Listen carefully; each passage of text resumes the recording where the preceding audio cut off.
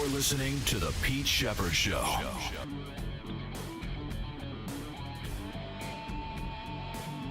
Hello!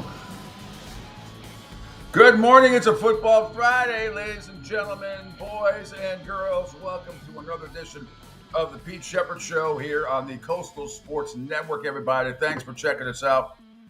I don't need those. I might, but I don't need them right now. Thanks for checking us out on the Coastal Sports Network video platform. Follow me on Twitter, X at PShep326. Follow me. We're back on Facebook as well. SR1029 The Game, SR1029TheGame.com. Ion TV, powered by them. CSN Florida, Rumble, Spotify, LinkedIn, Twitch, and YouTube. Call or text 727-858-6650. Boy, have we got a lot to discuss today. This show is going to fly by. I hope everybody's a football fan. Of course you are. Why wouldn't you be? I'll tell you why you should be. And we're going to have a serious discussion, too, about whether Tua Tagovailoa should seriously think about retiring. In all seriousness, another bad concussion last night. He dove forward, and of all people, Damar Hamlin is the one that laid the hit on him. Remember, Damar Hamlin had to be resuscitated, but what a hit he had. Tua diving forward again head first, but he was knocked out for a little bit. And we'll get into it. He had to leave the game. Skylar Thompson came in, and business as usual for the Buffalo Bills when they play Miami.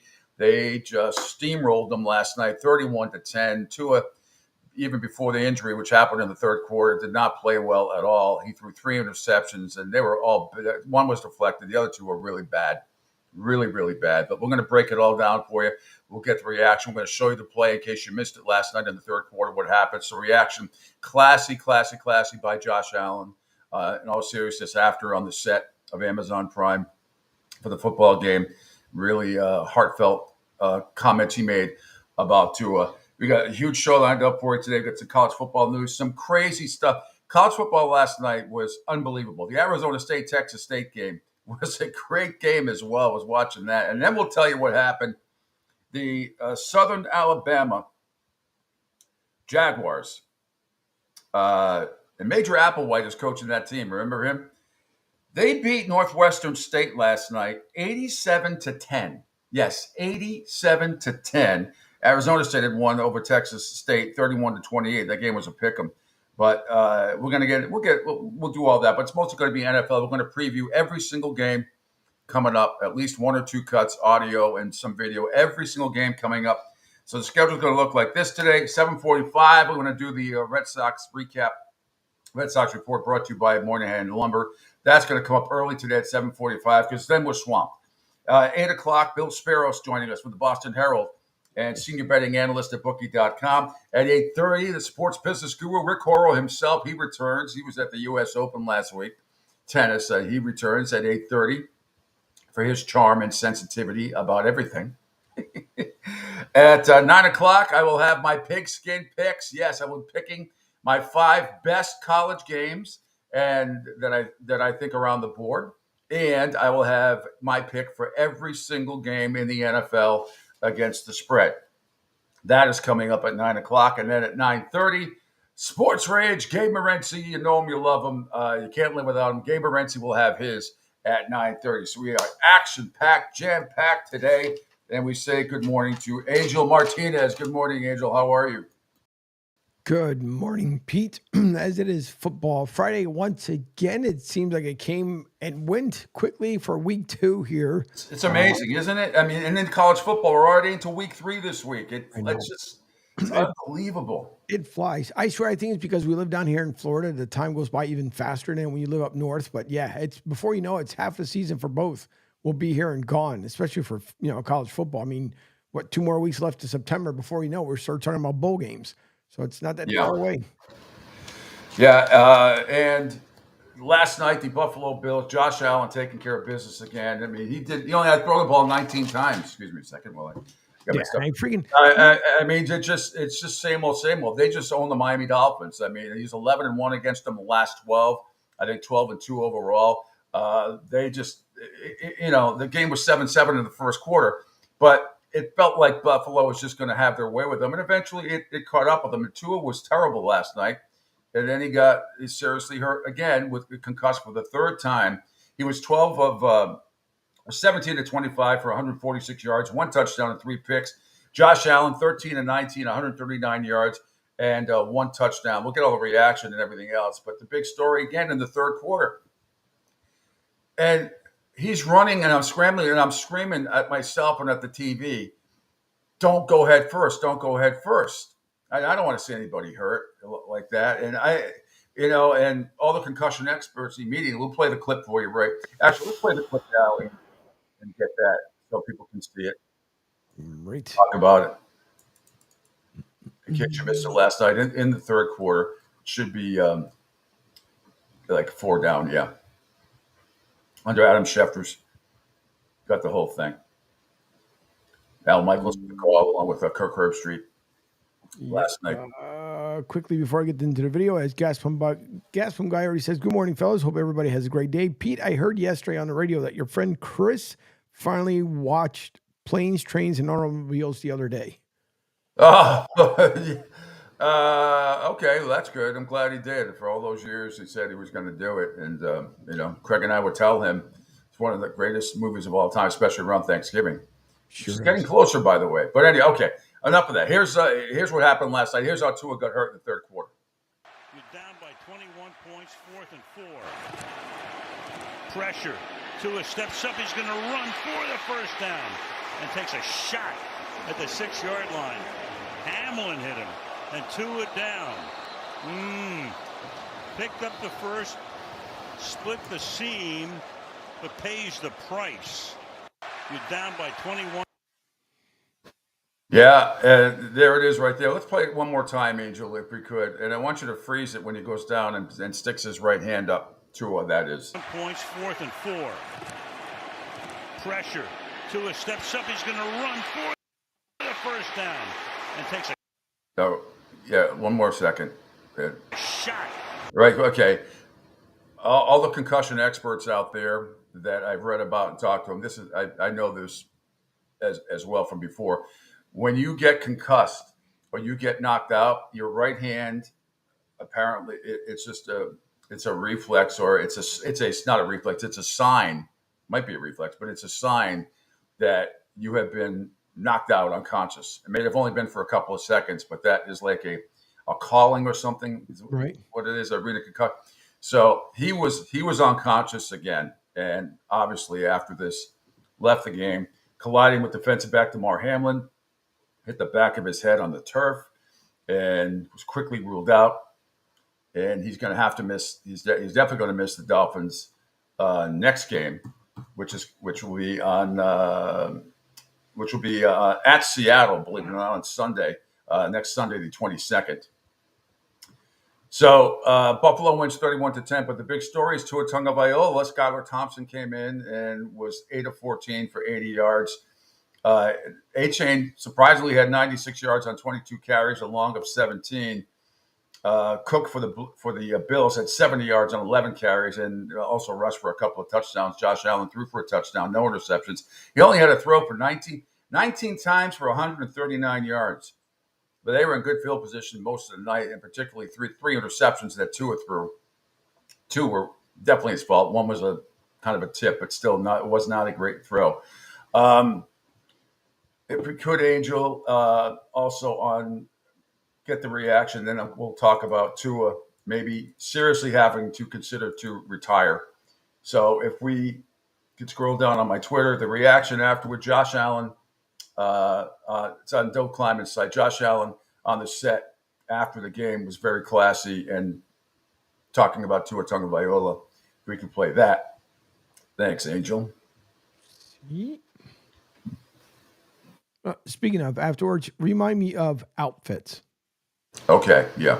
Yeah, I mean, I think if you know Tua outside of football like you do, like I do, you can't help but feel for him. He is a great football player, but he's an even greater human being. He's one of the best humans on the planet.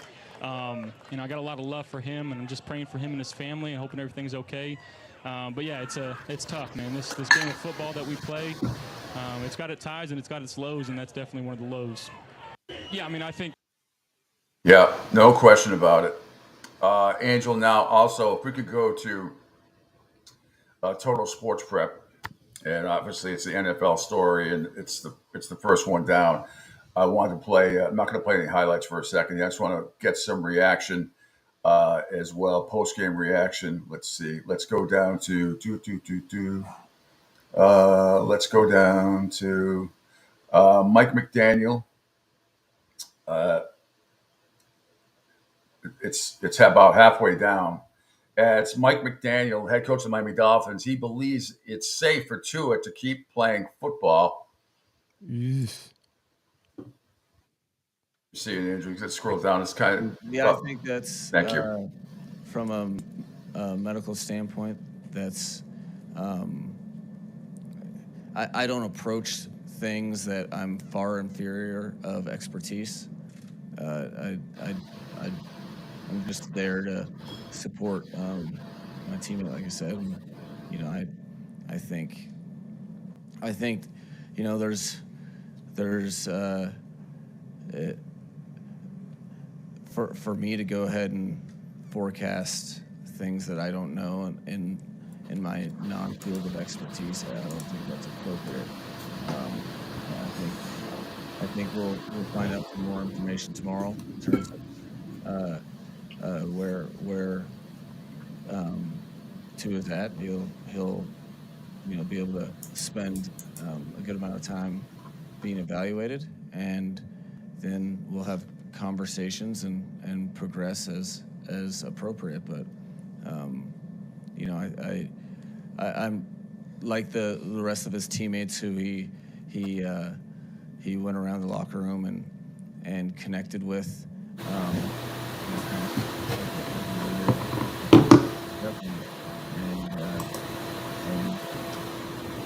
He'll be in the office tomorrow to have the appropriate care. God Almighty, I can't stand it anymore. It's just so. Just say that you're not going to talk about it till we. He could have summed that up in 10 seconds. Yep. Instead, there's a lot of pedantic blathering and awkwardness as usual with Mike McDaniel. I mean, it's a little tiring now. The act that he does. It's just like it's like watching molasses go down a mountain. It's ridiculous. Right below that, Angel, or a couple down, Skylar Thompson. Let's start with the second cut. There was Skylar Thompson on Tua's injury. It's from the Dolphins webpage. I'll tell you what, it makes me sick. And I think anyone for the human eye, like, it sucks. In my position, you never want to have your opportunity come with something like that, and have a lot of love for Tua, built a great relationship with him, and yeah, you care about the person more than the player, and everybody in the organization would say the same thing, and so just really, praying for Tua, and hopefully everything will come out all right. So it was tough to see. All right, and then right above that, Skylar Thompson on becoming now the starting quarterback for the Miami Dolphins. This is from their webpage. This is my third year, and I've gotten some really good experience. Especially that first year, and this entire time I've just kept working, and trying to get better, and just preparing for opportunities, and that's what's gonna lie ahead. Who knows, but. Man, I'm confident though. I feel like I'm ready for whatever's to come, and I'm gonna prepare and work hard and do everything I can to lead this team and do my job. So not gonna look too far ahead, but whatever is to come, I'm excited for, and I'll be ready for it. So. All right, it's going to be interesting to see what happens from here on out, if it's only one game or a lot more. If we could scroll up, Angel, it was the James Cook show last night, really passing, catching a touchdown, rushing for 2 more. We'll just play them in order here for you from Prime Video. Let's start with a 19-yard touchdown pass from Josh Allen in the first quarter. The Bills go up 7-0. Pass to the outside, wide open, inside the 10, and James Cook takes it in. Al Michaels with the call. The key words there, wide open. Absolutely unbelievable. Okay, let's go with the next one. A 1-yard rushing touchdown for Cook. Makes it 17-7 Buffalo in the second. First and goal from the 1-yard line. Into the end zone, walking into the end zone. James Cook for the touchdown. Walking into the end zone, wide open. There's a theme there. Let's go with the next one. James Cook goes huge run here, and the Bills take a 24-7 lead in the second, I should say. 49-yard line. On the ground, breaking tackles. James Cook inside the 20, inside the 5, somersaults for the touchdown. Whoa. Yeah, again, thanks to Amazon Prime right there. Last night, Al Michaels, Kirk Herbstreit with the call. That was a 49-yard touchdown run by Mr. Cook. He had 3 overall. And that's all you needed to know. That game was over at halftime, 24-7. It was over. Absolutely was. It was 24-10 actually at halftime, but it was Tua just was terrible. The Buffalo Bills, everybody's been talking about it. I told you that's his kryptonite for whatever reason. Could not get it done. And then he gets concussed in the third quarter, had to leave the game on a hit by Damar Hamlin, which is unbelievable. You talk about irony. Again, Damar Hamlin is the man who had to be resuscitated. And I think if you're Tua Tagovailoa, I think you have to seriously consider calling it quits. I really do. You cannot dive head first. Josh Allen gets away with it. A couple other guys can get away with it. Sometimes, it's not a good look. You saw what happened to Josh Allen last week. He had a banged up left hand, but he didn't need to do much. But he's such a big, gargantuan man to bring down. He can sort of get away with it. Tua cannot. Tua is a fragile, delicate flower. I mean, He's tough, but he doesn't have the body to be diving head first like that. I don't know how this isn't drilled into people's heads, or his head particularly. You are concussion prone, big time. This is your third one that we know about, Angel. That we know about. Yep. And I can say that about a lot of players and teams in the NFL that we know about. But I think if you're him, you got to consider your family, everything else, and I know it's a very, very difficult decision.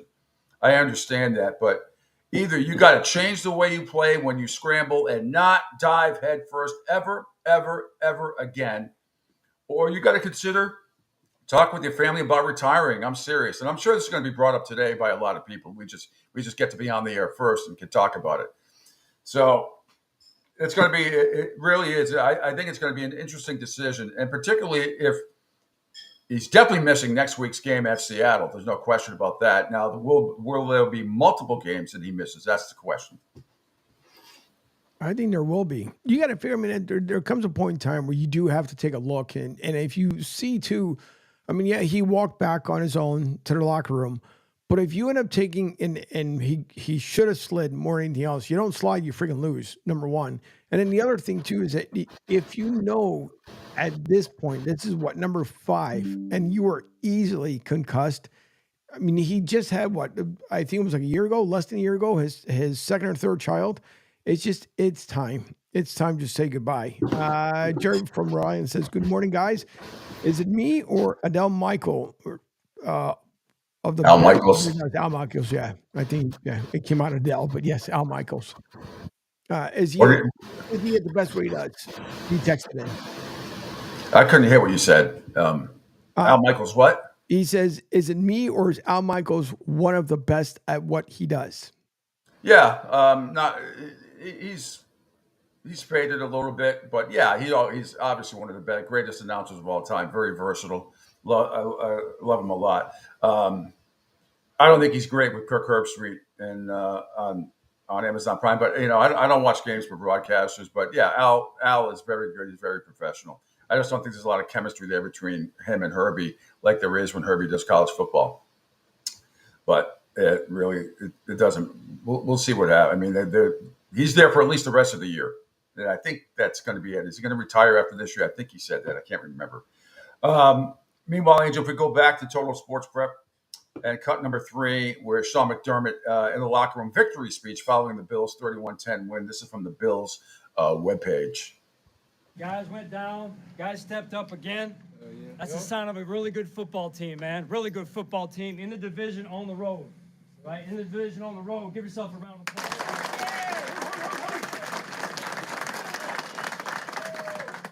All right, hey, football team. That's what you're becoming right here, man. That's important. All 3 phases factored into this win right here. Right? Important. And when we had them on the ropes, you did what you had to do. Right? You did what you had to do. Our game, man. Our game. We just keep getting better 1 week at a time. Play football, that's it. Nothing else. Love y'all. 1, 2, 3, 1, 2, 3. All right. Yeah. All right. If we go back to my Twitter page, it'll be the first story down. So those of you who follow Barstool Sports, you know Frank Fleming, a.k.a. on Twitter, New Jersey Tank 99. He's entertaining as hell, spazzy Miami Dolphin fan. And here's a very well thought out, rational response by Frank after witnessing last night's debacle again by the Miami Dolphins at home against the Buffalo Bills. This is very well thought out, lucid analysis by Frank Fleming on Barstool Sports. The Dolphins are done. Their season is fucking over. Tua probably done. I mean, another concussion. Because you know why? Because Chris Greer, you need an offensive fucking line, you fucking moron. And then there's Mike McDaniel. He has no fucking balls. He has no fucking brains. He is a fucking overrated piece of shit motherfucking goddamn motherfucking worst coach in the league. Fire the fucking everybody. This team is pathetic, putrid, heartless, gutless, ballless, everything else. Blow the motherfucker out. This is... I'll tell you this. Well, again, well thought out, lucid, analysis right there. I mean, that should be in the top 10 at Sports Center or something. But yeah, he's not wrong in a lot of what he's saying. I told you. I mean, Mike McDaniel. Look, I picked Miami to win the division. They still can, and it's one loss, and we don't know. Tua's going to be. It's going to be a tough road trip next week. I guarantee you. Miami going to Seattle, just like Seattle coming to New England this week.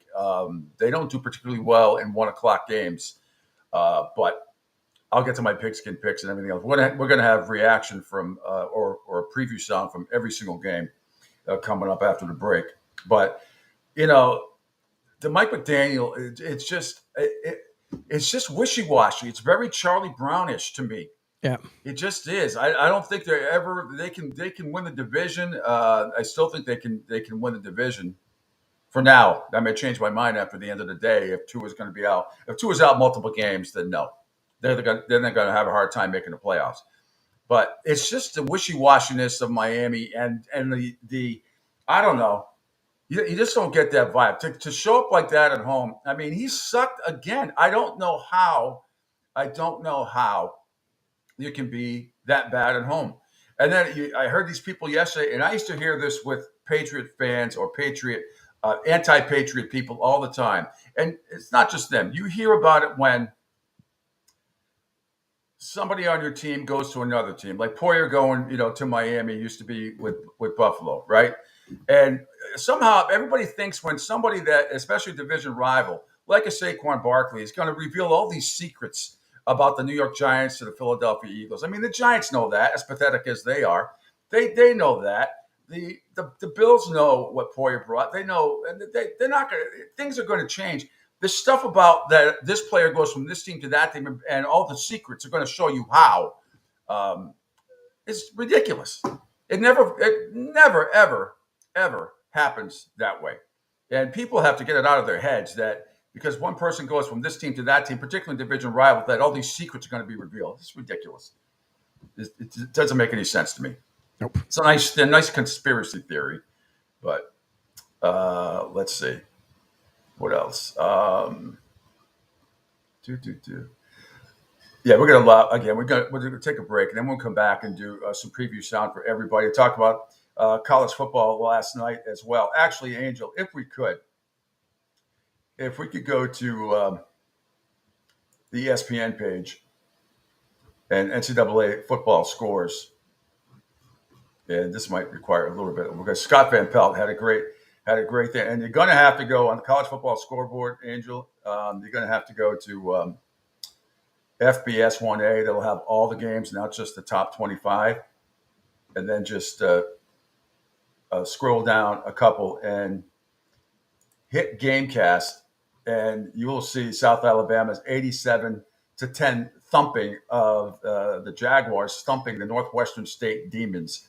Scott Van Pelt has a great recap of the whole game. You got to see this. I mean, it's unlike anything I've ever seen. It's the most points, I think, since Fresno State back in 1991, where they scored 91, I think, on New Mexico. But you see what I'm talking about, Angel? I know it's kind of a pain in the ass. I see where he's got the week. Let's see.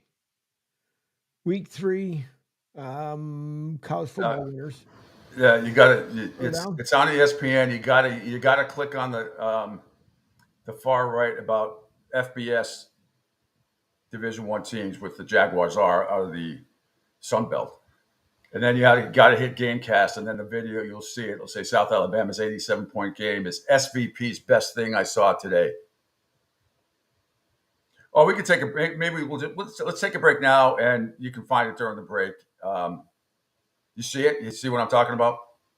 Not freaking yet. All right, you're on NCAA football, right? Yeah.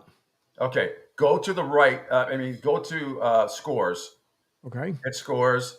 Now go to the right, and you'll see top 25 over on the right-hand side. Click on top 25, and go down to FBS 1A. Okay. And then you scroll down, and you'll see you'll see it. You'll see. Scroll down, and you will see. I see it. Okay, and there's a Gamecast, and then you can hear. This is probably going to be a commercial. Then Scott Van Pelt's assessment of the game last night. It's very funny. It's good. It's good stuff. In case you missed it, I've never seen anything like this in a long time. South Alabama wins 87-10 over Northwestern. Dang it! Freaking chicken sandwich is making me hungry. Thanks, Pete. Yeah, Chick-fil-A brought back their pimento sandwich. Really? Good from what I heard, it's supposed to be really good. Oh, yeah, Chick-fil-A is very good. I'd never had Chick-fil-A until about 7.5 years when I moved down here. Well, it's freaking great. It's very good. It's very good. Yep. All right, we'll let you see this before we go to break. Oh, boy. But first, a bit of history in Mobile, Alabama. J-Mac, what's the name of the stadium again? Whitney Hancock Stadium in South Alabama, Northwestern State. Now, Tulsa hung 62 on Northwestern State. The Jaguars on this evening, that was Jamal Pritchett getting them on the board. Hancock Whitney. They know who we mean. That's your man Fluff Bothwell. It's about to be a lot. Many touchdowns were scored. South Alabama had 52 in the first half. That's the most in any half since becoming an FBS program. 620 yards of total offense. By the time this was done, there were many touchdowns scored. South Alabama had 80 through 3 quarters. They asked me, at what point will this be best thing? I said, it needs to start with an 8. No, I said a 7. And then I'm starting with an 8. 87-10 is your final score. 87-10. They shortened the fourth quarter, which was reasonable because the score was already unreasonable. So 87 checking in as the third most in a single game by any FBS program in the last 4 decades. The most since Fresno State hung 94 on New Mexico back in 1991. South Alabama's previous high for points in a game, 64. They had done that twice. Unbelievable. Gio Lopez, he threw for 3 touchdowns. And one of the best names in college football, Fluff Bothwell, ran for 143 yards and a couple of scores in the first half. So it's just, it's such a special, weird score. Obviously, you don't see that all that often. The Jaguars of South Alabama crushing Northwestern State 87-10. All right, Angel, quick break. When we come back, we'll get right back to Total Sports Prep, and we will get to start previewing all the games coming up in the NFL on Sunday at 8 o'clock. I'll have the Red Sox report at 7:45. 8 o'clock, Bill Spiros from the Boston Herald and the senior betting analyst from bookies.com will join me. 8:30, it's Rick Horrow. 9 o'clock, my pigskin picks. Yes. I'm off to a 1-0 start this week. Had the Bills last night, minus plus 2.5.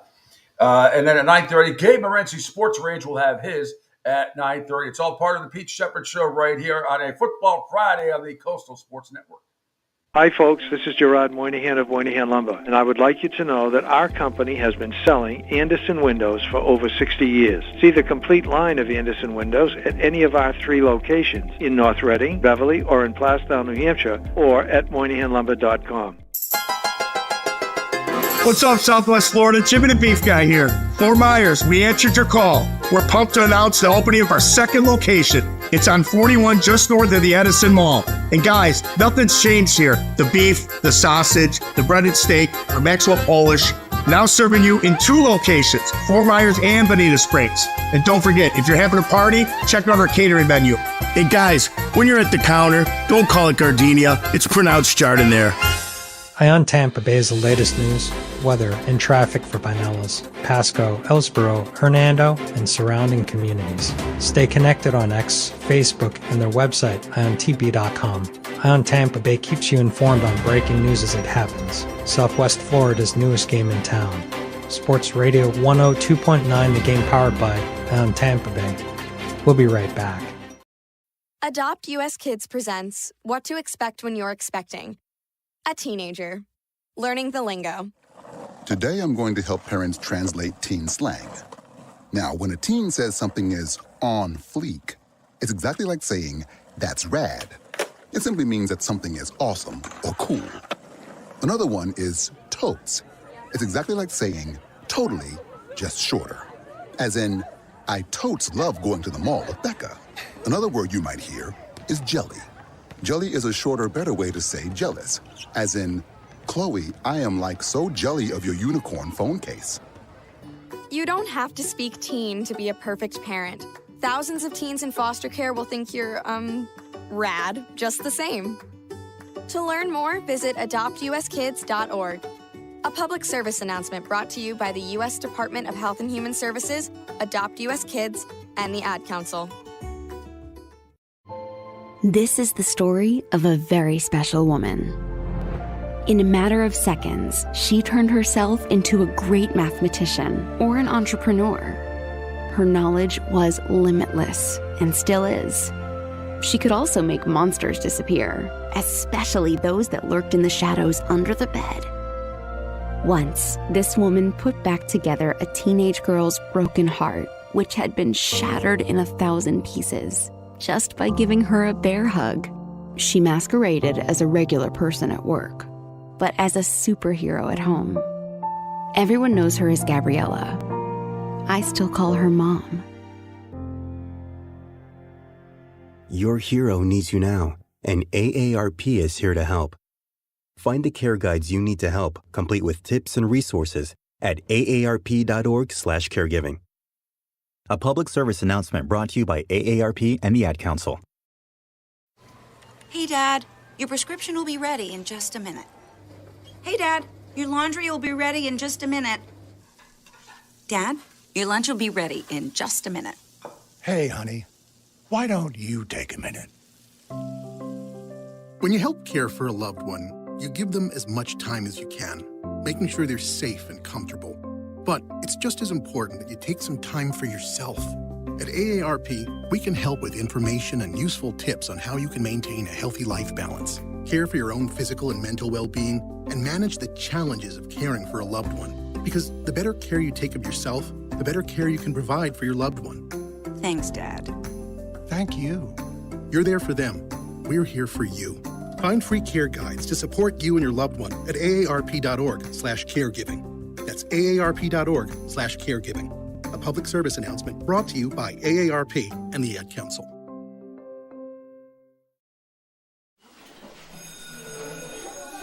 All right, class, let's hear what everyone did this weekend. Jill? Well, I raised my older sister to a big oak tree. It was at least 100 years old. My mom said I must have set a record or something. And then we went down by a stream and perched up on this huge rock and saw all of these little minnows swimming around way below us. And then I rescued my little brother from an evil slug king who was guarding him at the bush fortress. And my sister and I brought him back to our super twig fort for safety. And then we all laid out and told stories until it got dark. And the Big Dipper led us all the way home. Awesome. Where were you, Jill? Yeah. We went to the forest. It's not that far away. Anyone want to come this weekend? Ask your parents to take you and your friends to the forest this week and find the fun, adventurous you. It's closer than you think. Check out discovertheforest.org. Brought to you by the U.S. Forest Service and the Ad Council.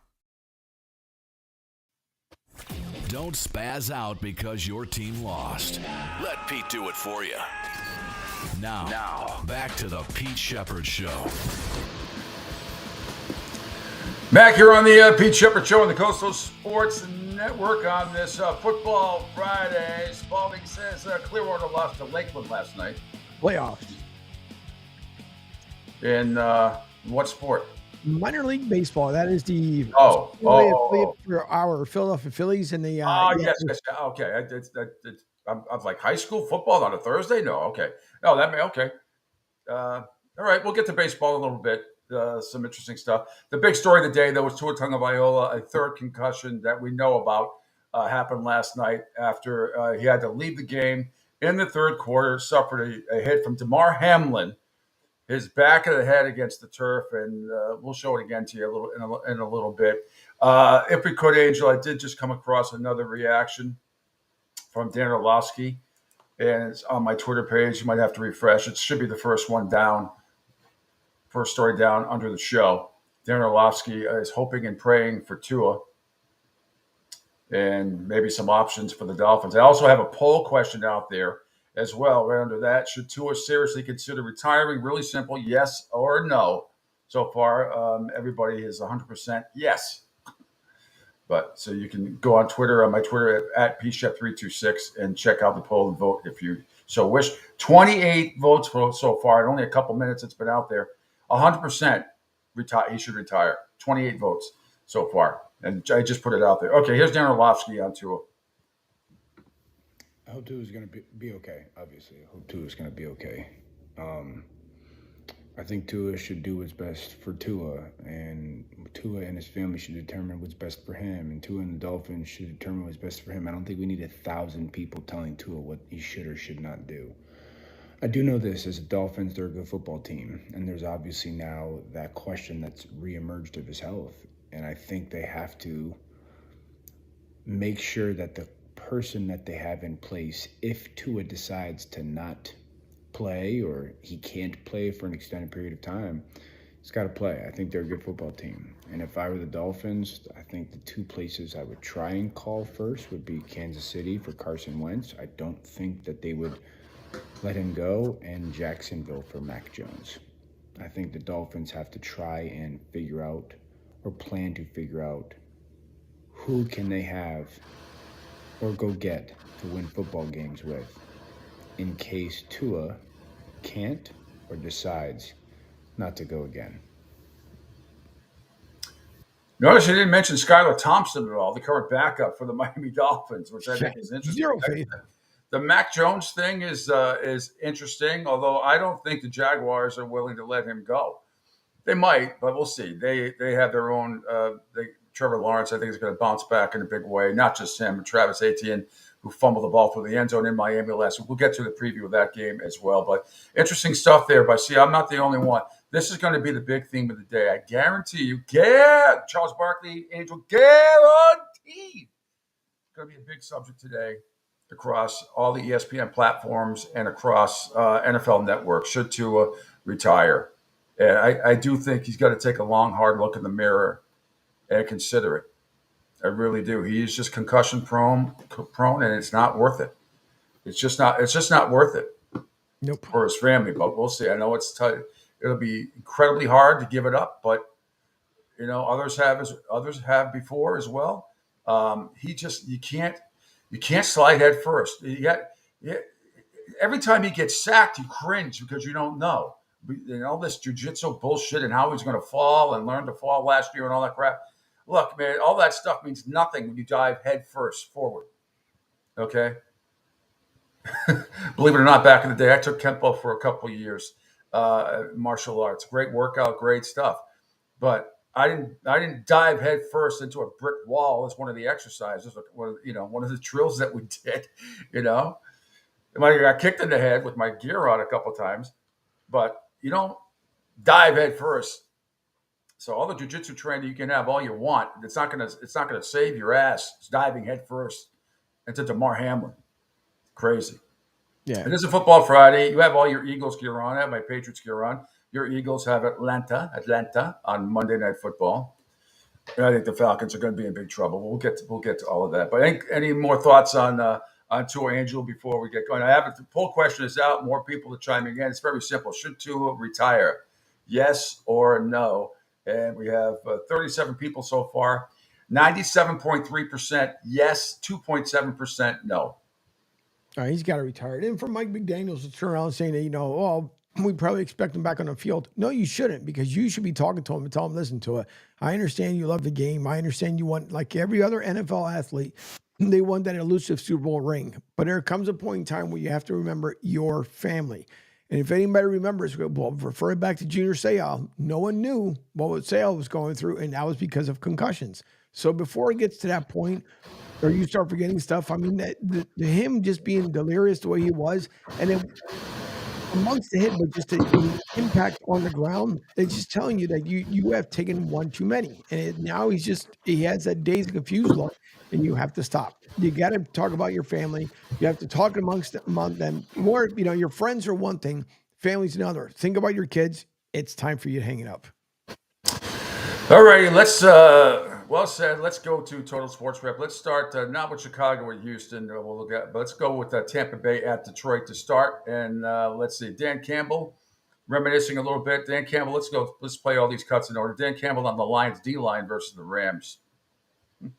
I think everybody wants to see big sack totals. How did you evaluate the job that you guys did up front getting to the quarterback? You could put two high school tackles out there, and we weren't going to get to the quarterback as fast as he was throwing this ball. That ball came out in a hurry. Look at the game, and when he held the ball at any time significantly, we were beating these tackles. I give Stafford credit, man. He played fast. He played efficient. They adjusted pretty quickly to what type of game it was. The good news is we made them one-dimensional for the most part. I think what we've got up front can be special. I really do. You talk about pushing the pocket and creating chaos in there and destruction. We have that ability up front.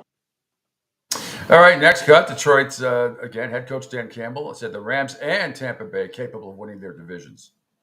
It doesn't matter who you play. You got to find a way to win them. And I think what's unique is, I think the Rams last week and I think the Bucs here are certainly they have a good chance of winning those divisions. They're certainly going to be competitive and be right there in the race. And so this is a chance to get an early one. You get an early one, and you just don't know what this is going to mean down the road. And if you can put some money in the bank early in the season, it'll pay big dividends for you down the road. I remember last year, I think Detroit won twice. I think in Tampa, they won 20-7 in the regular season, and then they played that pretty good divisional playoff game last year, which Detroit won, I believe, was 30-21. They won by 9, but it was a lot closer than that. Was a good game. So I expect another good game coming up for the Buccaneers at Detroit. Huge conference matchup, too. Will mean a lot. All right, Angela, if we could scroll down, let's go to the Jets at Tennessee. And this is what I love. I love the team, and this will be factored in my Pigskin Picks coming up next hour at 9 o'clock. The 8 o'clock. losing Monday night team, which is the Jets, that has to go on the road. I don't care what the spread is. You go with the home team there, which is Tennessee, but we'll get to all of that. Let's start with head coach Robert Saleh of the Jets. Is not discouraged by how the Jets' run defense performed in Week 1. What was the biggest issue in the run defense? You know, I try to word this the right way. It wasn't a lack of effort as much as it was from for guys just trying to do too much. When you play a team like San Francisco, they've been together 8 years. They're very precise in what they do. It's as simple as just do your job.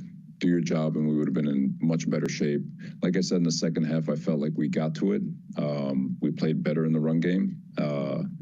They had the one explosive, but it's going to get fixed. It's definitely going to get fixed. I'm not discouraged in any way. Obviously, they executed a hell of a lot better than we did, and we'll be better for it. It's not going to get better. No. It's not going to get better. And you should be discouraged. Last place. Can't help myself. Sorry. Let's go to cut number 2. More from Coach Saleh. Delusional says the defense is not a problem. Good Lord. I know we're going to get the defense fixed. That is not a problem. If that's a problem, it's not a problem. And I know we're going to get a lot better in week 2.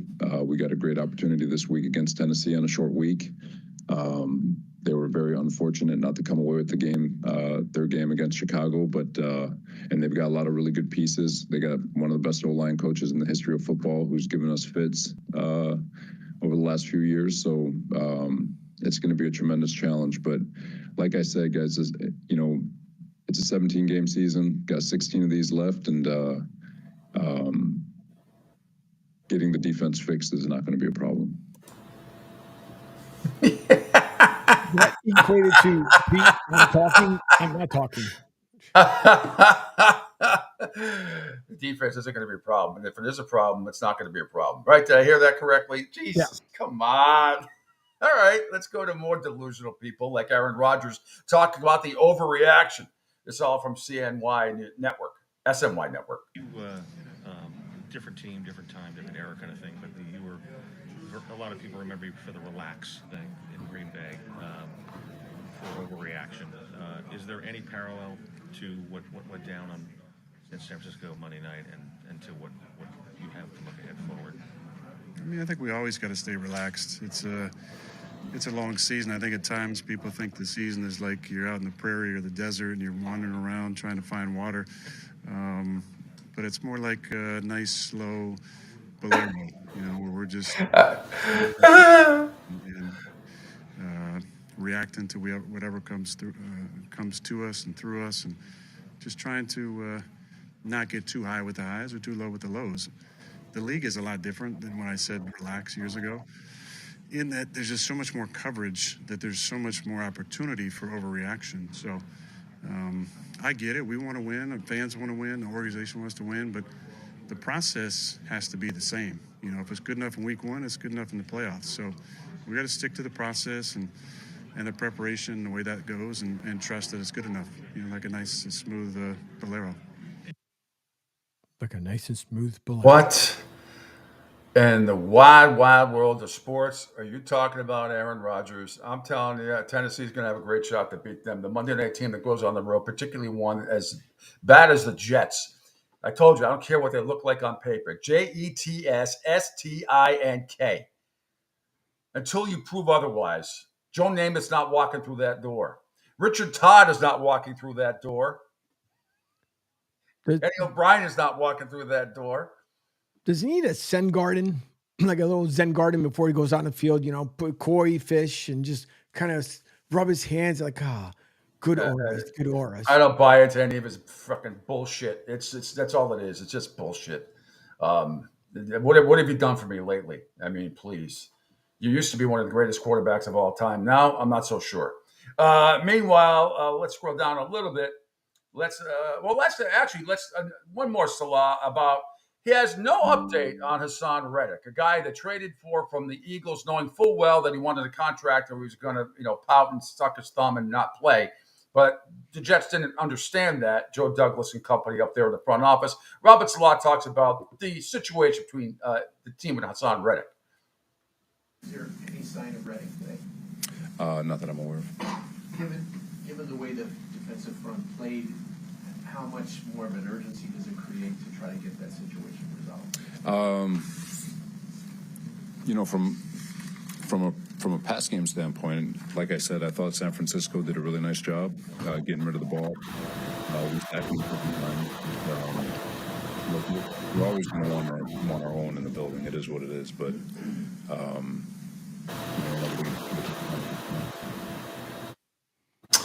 All right. Meanwhile, Tennessee head coach Brian Callahan on DeAndre Hopkins. How much will he play on Sunday? D-Hop to be on a pitch count again this week, or likely to be closer to full? Likely to be closer to full. Still be mindful of what we're asking as he gets in shape and starts to feel better and better. But yeah, I see his role increasing. His role in practice, so should practice more. Role should increase, should feel a lot better about where he's at this Sunday versus last. All right. And then finally, Jamal Adams, last cut there, Angel, says he'll be ready to go for Tennessee. For you coming back, is it a field thing, a pain tolerance? What will it take for you to be able to go? Oh, I'll be there. You'll be there. I'll be there. I'll be ready to go. Excited to go against your former team, I imagine? I mean, super excited, but I'm excited because it's the next opportunity, man, and I get to be back on the field. So that's what I'm excited for. Awesome. All right, Angel, if we could scroll down to the Seattle at New England stuff, there's just one cut there. Mike McDonald, head coach of Seattle, on the matchup with the Patriots. The players are out there playing, and they have really good players with sound, good fundamental schemes and change-ups. I know we have really good players and with what I believe are sound schemes and change-ups. So, we're going to have to see how each team trying to attack each other throughout the game, and this is going to be a four-quarter old-school football game. Like, it's going to come down to who makes the plays at the end. That was the message to the team today, and it's going to be a great game. I don't know, being a great game. I think it's going to be sort of a boring game, and the Patriots going to have to do what they did last week, which is just don't make a lot of mistakes. And this should be, quite frankly, ugly. First 1 to 17 wins, something like that, unless there's turnovers on special teams. We'll get into more of that when I do my picks in the 9 o'clock hour. Got some interesting numbers for you that you are going to want to know. Let's scroll back up, Angel. San Francisco at Minnesota. Let's go to cut number 2. Christian McCaffrey on his mentality this week in practice leading up to the game. Are you expecting a similar process this weekend? My mentality is I'm playing this week. That's where I'm at. That's how I am every week. I'm not lying. I think as soon as a player says, maybe I'll play, maybe I won't, that's not a good mentality to go into a week with, when you're kind of on the fence. So for me, I'm ready to go. All right. And again, the San Francisco 49ers this week are at Minnesota. Let's go down to Kevin O'Connell. His thoughts on extending Harrison. Actually, no, not that. All right, let's go to Kevin O'Connell, Minnesota head coach. Thoughts on extending Harrison Phillips. Yes, Harrison's was one of the first guys that we brought here via free agency when Kwesi and I got together here, and there was a lot to really like about Harrison from afar, and then when we brought him in, you really started to see even more from a leadership standpoint. He's consistent every single day. His teammates voted him a captain his first time in his career. He was the man of the year last year. And although it always tends to circle back to what you do in between the white lines, which Harrison has been really rock solid for us and really played a ton of snaps for us, it's also those other things that as a coach I can rest easy knowing Harrison's going to be here for much longer than just this year. And I always like when we do reward our own. And all right, the last cut there, Angel. Let's go to Kyle Shanahan again. San Francisco head coach says they never considered putting Christian McCaffrey on IR. Christian is still limited and not just out. I mean, I'm not a doctor, but I would read that as a positive sign for how he feels. I'm not a doctor either, but I take that as positive. Yeah. You agree? Yes, I do agree. But I'm not a doctor. Would there be any... It's way premature to suggest that he could maybe go on IR just to make sure he's good for the rest of the year. No, I've never considered that. I was considering him to play last week, so definitely not thinking about 4 weeks off. All right, there you have it. For that, San Francisco, Minnesota. We'll try to get to some more preview sound as the show goes on. But I've said I am loaded with guests. The poll question is up. Should Tua seriously consider retiring? Nearly 100 votes. 95.9% of you say yes. 4.1% of you say no. All right, before we take a break, and Bill Sparrow's joining at the 8 o'clock hour, it's time now for the Red Sox Report, brought to you by Moynihan Lumber. Check out the complete line of Anderson windows and doors at any of their 3 locations in Beverly and North Reading, Massachusetts, and Plastown, New Hampshire. No need, Angel. I got it. I'll take it from here. That Juan Soto hit a game-ending single leading off the 10th to lift the Yankees over the Red Sox 2-1 Thursday night. And Aaron Judge's hormulous streak stretched to now a career-high 16 games. He stinks. I'm kidding. Again, with pinch runner John Birdie on second and automatic runner, Soto reached out for a sinker on the outside corner and grounded a single against Josh Winckowski, just past the glove of Trevor Story, who tried for a diving backhand grab. Red Sox lose 2-1. Up next, Tanner Houck. He hasn't pitched in 8 days. He's 8-10 with 3.24 ERA. They kept him back a start because of shoulder soreness. He'll go up against right-handed pitcher Clark Schmidt, who's 5-3 with a 2.23 ERA, makes his second start for the Yankees since recovering from a strained right lat muscle. That's your Red Sox Report, brought to you by Moynihan Lumber. Check out their complete line of Anderson windows, doors at any of their 3 locations in Beverly and North Reading, Massachusetts, and Plastown, New Hampshire. Bill Sparrows from the Boston Herald and Bookies.com joins me next. After this quick break, it's the Pete Shepard Show. Hour number 2 shall commence on the Coastal Sports Network. Hi, folks. This is Gerard Moynihan of Moynihan Lumber, and I would like you to know that our company has been selling Anderson windows for over 60 years. See the complete line of Anderson windows at any of our 3 locations in North Reading, Beverly, or in Plastown, New Hampshire, or at MoynihanLumber.com. What's up, Southwest Florida? Jimmy the Beef Guy here. Fort Myers, we answered your call. We're pumped to announce the opening of our 2nd location. It's on 41 just north of the Edison Mall. And guys, nothing's changed here. The beef, the sausage, the breaded steak, our Maxwell Polish. Now serving you in 2 locations, Fort Myers and Bonita Springs. And don't forget, if you're having a party, check out our catering menu. Hey guys, when you're at the counter, don't call it gardenia. It's pronounced Chardonnay.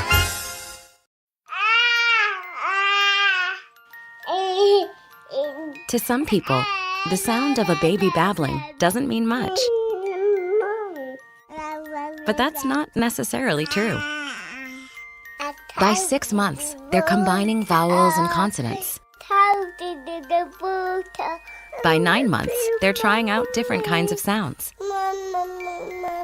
And by 12 months, their babbling is beginning to take on some meaning. Especially if there's no babbling at all. Little to no babbling by 12 months or later is just one of the possible signs of autism in children. Early screening and intervention can make a lifetime of difference and unlock a world of possibilities. Take the first step at autismspeaks.org. A public service announcement brought to you by Autism Speaks and the Ad Council. The following is made possible by Dad. Why was the basketball court all wet? Because the players kept dribbling all over it. The dad joke. Corny, grown-worthy, but also one of the simplest ways to share a moment with your kids. Why do you have to be careful when it's raining cats and dogs? Because you might step in a poodle. And kids that spend more time with their dads grow up to be smarter, more successful. Can I tell you a cat joke? Just kidding. And with any luck, funnier adults. Why didn't the skeleton go to the dance? Because he didn't have any body to go with. Dad jokes rule. So take a moment to make a moment and give your kid a laugh. It's as easy as going to fatherhood.gov. Brought to you by the U.S. Department of Health and Human Services and the Ad Council. That's really funny.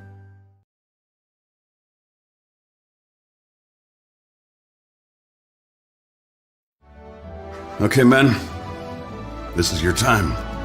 Maybe you didn't choose this, but you're here now. You're gonna go out there and be an all-star caregiver. It's up to you. So what are you gonna do? You're gonna go grocery shopping, cook, clean, be there emotionally and physically. You gotta dig deeper. Drive them to physical therapy, doctor's appointments. Don't you forget about the pharmacy.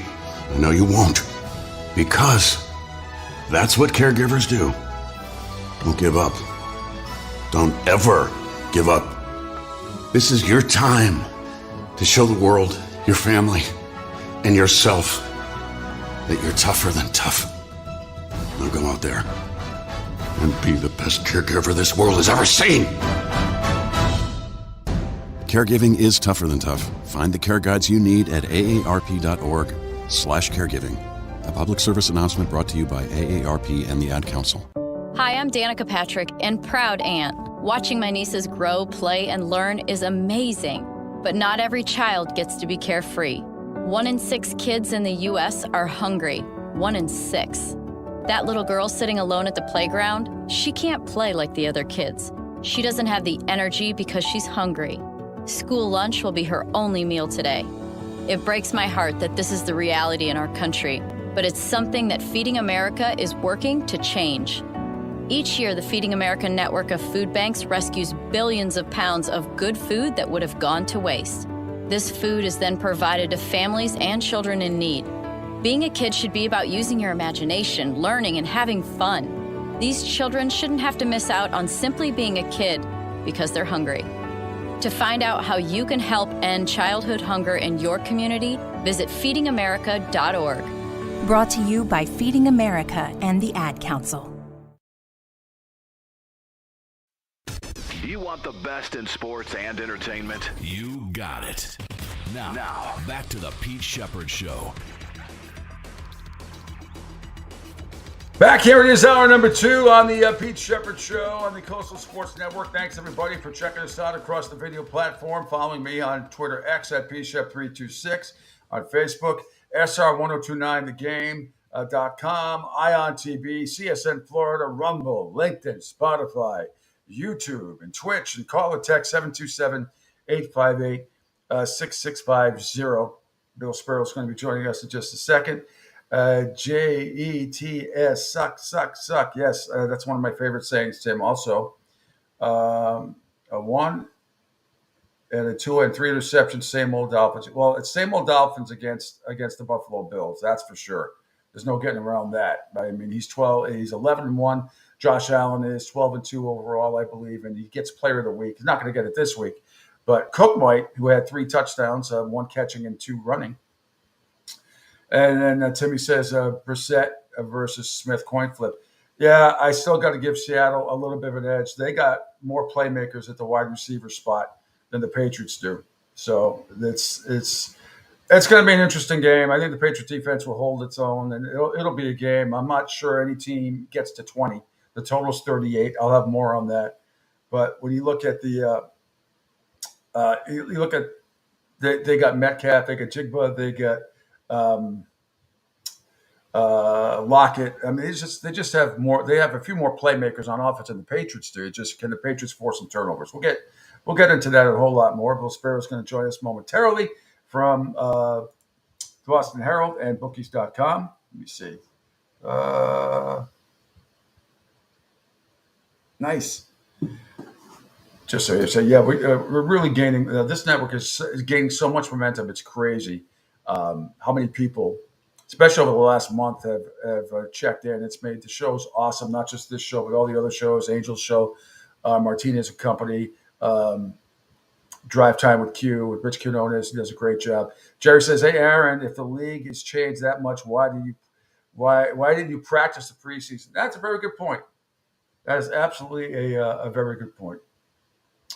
Bill Sparrows also tweeted out, damn it. Sorry, hit the wrong button. An interesting tweet about 23 minutes ago. He said, Tom Brady would be the best quarterback in the AFC East. Now, that is something. That is something. And I'm still not entirely sure of what the Mike says. Hey, Michael, yep, happy Friday, Pete. Happy Friday to you, Michael. And because he is possibly could be a minority owner for the Vegas Raiders, I don't know the bylaws. I'm not sure he's able to actually play. I don't right think now. so. I think I don't think he can. I don't think he can. But that would be. Wouldn't that be something? Because if he could, I'm telling you, I don't know. I think he would consider. I think he would consider it. Now I don't know if that's a breach of contract with Fox, who's got some clause written in there that he could get out of it. But that would be interesting if he could do it. Who would you think you would pick? What are you talking about? If Brady came back, let's say the Dolphins called him, would he go to the Dolphins? I don't know. He might think about it with that receiving core. He might think about it with Tyreek Hill and Waddle. I think he would. I think he would consider it. Absolutely, he would. It would have to be a team like that, or maybe the Raiders. All right, but then that he's trying to be a minority owner for. So on the flip side, all right. So it obviously going to the Bucs, it made no difference to Pats fans. Obviously, other than being upset that he left, but would there be more hurt if he went to the Dolphins? Oh God, yeah. There's no question about it. There's no question about it. There would be, although I'll tell you what, they would be tuning in. They would be tuning in. Bill Sparrow's joining me from the Boston Herald and from senior betting analyst at bookies.com. We're just discussing, Bill, your tweet that you sent out about 25 minutes ago about Tom Brady would be the best quarterback in the AFC East. And maybe you know this. I'm trying to figure out, while he's in contention to be a minority owner for the Vegas Raiders, I love the premise. Legally, I'm trying to think, and also, could he get out of his Fox contract? If Miami did come a-calling, if possible, I'd listen if I were him with that receiving core. I mean, are you kidding me? Patriot fans would go crazy, nut jobs, but I don't know. Legally, can he do it, Bill? Do you know? Can he do that?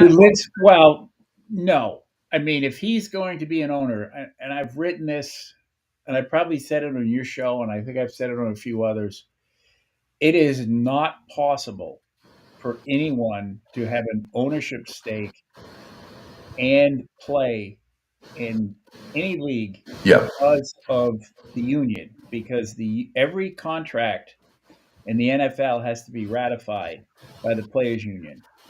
And even if it's Tom Brady, the players union is not going to ratify a contract where someone is also an owner, because it is going to have the perception that that person is playing for less money than they would otherwise. But he's not an owner yet, though. He's not an owner yet. No, he's not yet.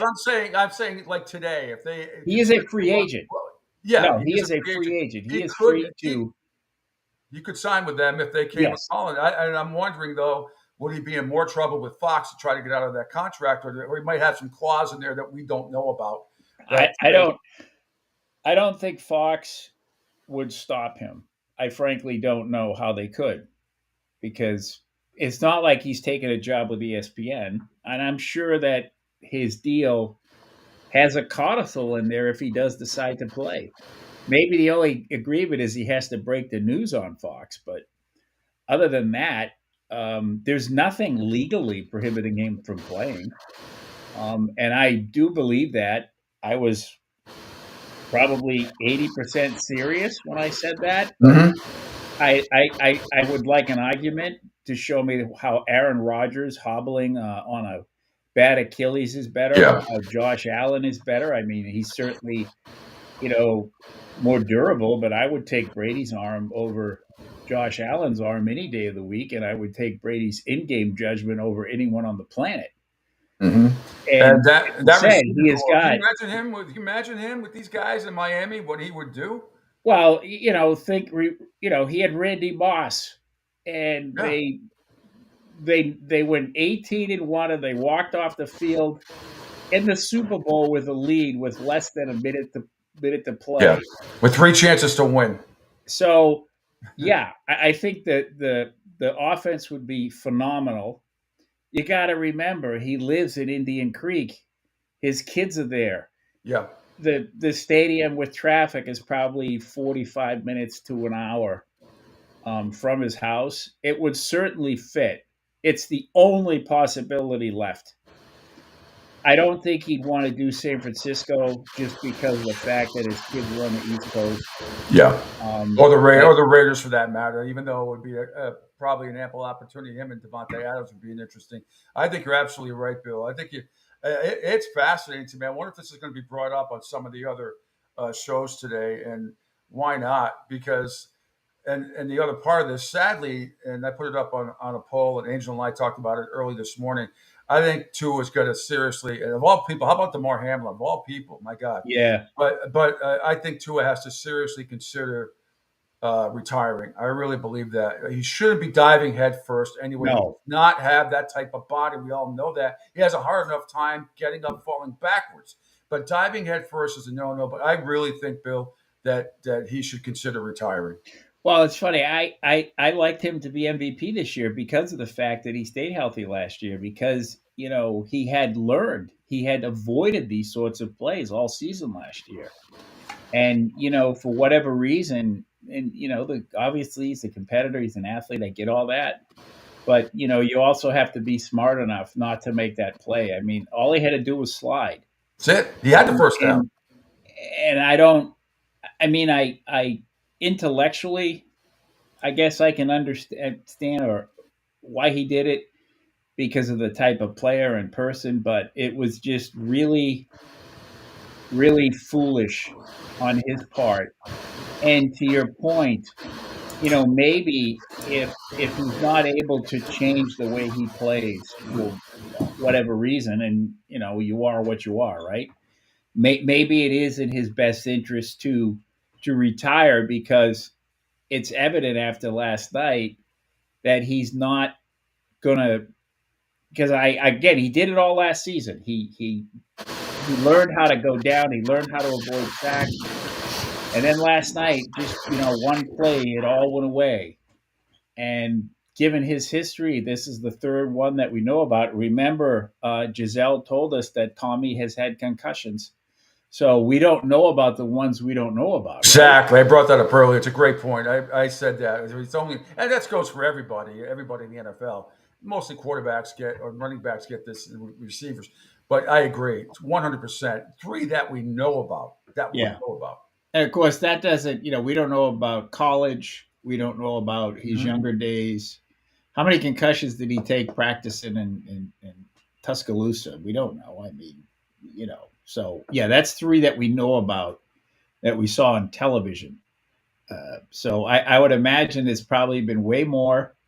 And, you know, I hope the best for him. I've always liked him. Mm-hmm. And, you know, whatever his family, his personal and financial situation is, it is what it is. But, yeah, I would think long and hard. And frankly, you know, there is sort of a responsibility here for the Dolphins and the NFL. You know, when is enough to put this guy back on the field? Like you're talking about Tom Brady, the union has to approve the contract. And I haven't looked at this part of the CBA. I don't know if there's anything in there, but you know, there may be a point. This may be an inflection point where they have to come up with some sort of rule on number of concussions, severity of concussions versus allowing you to play and putting you on some sort of permanent concussion injury list where you get X percentage of your salary. You know, I think that's something, you know, it's like with betting, right? Every week we have to learn something else the league needs to do about betting. I think this is the same thing. You know, there has to be some sort of standard of how many concussions can you suffer during your career before the NFL and the players union is going to say you can't play anymore. No, how fair are they? So those are all questions that, you know, maybe this episode will help us answer. It was interesting. I played a video a little while ago about Darren Orlovsky, and you know, he came up with some options possibly for Miami right now. He didn't mention Skylar Thompson at all, who's QB2 right now. Now he's QB1. But he brought up a couple of names. He also brought up Mac Jones, you know, backup for the Jaguars. Here's the thing. As crazy as this sounds, I don't think Jacksonville would part with him unless with some, you know, over-the-top offer, like a third-round pick or something, which I don't see happening. But interesting that Orlovsky brought that up, and he thought maybe Mac Jones could be a fit with the Miami Dolphins. Interesting. Well, it depends, I suppose, on what they'd give up for him. But I don't see Miami trading him into the AFC. Sort of like with the Patriots done Garoppolo, right? They weren't going to trade him in the conference. And, you know, you look at Jacksonville and Miami, and those are 2 teams that could very well be wild cards this year. if the Dolphins, before last night anyway. So, yeah, I don't see the Jaguars helping the Dolphins out unless they got a significant return, which I don't know what that would be for Mac Jones these days. But that's just, that's something to where I'm sure Mac Jones would like to go play in Miami and be the starter. I'm not so sure the Jaguars are going to accommodate him because the guy in front of him will probably be the next guy to be injured. No question. The other thing too with Tua is this: it's definitely going to be next week when they travel to Seattle. I have this feeling it's going to be longer than that. It's going to be at least one game, and maybe several more. I don't know. I mean, listen to Mike McDaniel last night. It could have summed the whole thing up in about 20 seconds, and took him 3 minutes with pedantic blathering to say just crap. And I'm so tired of his act. And I know what he's gone through. I get it. But he is so Charlie Brown wishy-washy that it's hard to listen to it. It like annoys me now when I hear him speak. He used to be funny, used to make fun of him. I know he had to speak. But now with that stupid, ultra perm hair that he has and the goofy glasses, Clark Kent glasses, I can't take him seriously. I just can't. Well, I'm not really, I don't have a strong opinion on Mike McDaniel one way or another, but I will say in general, the shtick only works when you're winning. Yeah. Gronk got away with what he got away with because he was a great player. But if Gronk was not a good player, he wouldn't have got away with it. So whatever, Mike McDaniel being the, Gen AZ coach and the, intellectual laid back guy and the cutting, and it's all great if he's winning. If he's not winning, none of it matters. And the Dolphins are obviously in huge trouble. They barely won last week. So, I don't know how long that stick is going to last if they're 2-6. Yeah. I will say this, though. If the Dolphins are 2-6, you're going to hear the drums a beating to bring the band back. It's like bringing, I don't know. They're all dead, unfortunately. Yeah, but, bring the band back together. You want to bring back Lennon and McCartney. You get Brady and Belichick back in Miami next year. They'll be going crazy down there. That would be. Can you imagine? Could Patriots fans handle that? A Belichick and Brady combination in Miami. I don't know. They get ready. People can bitch and moan about it all they want. People would also watch. Oh my God, that would be. I'd need like a 7th Brady jersey.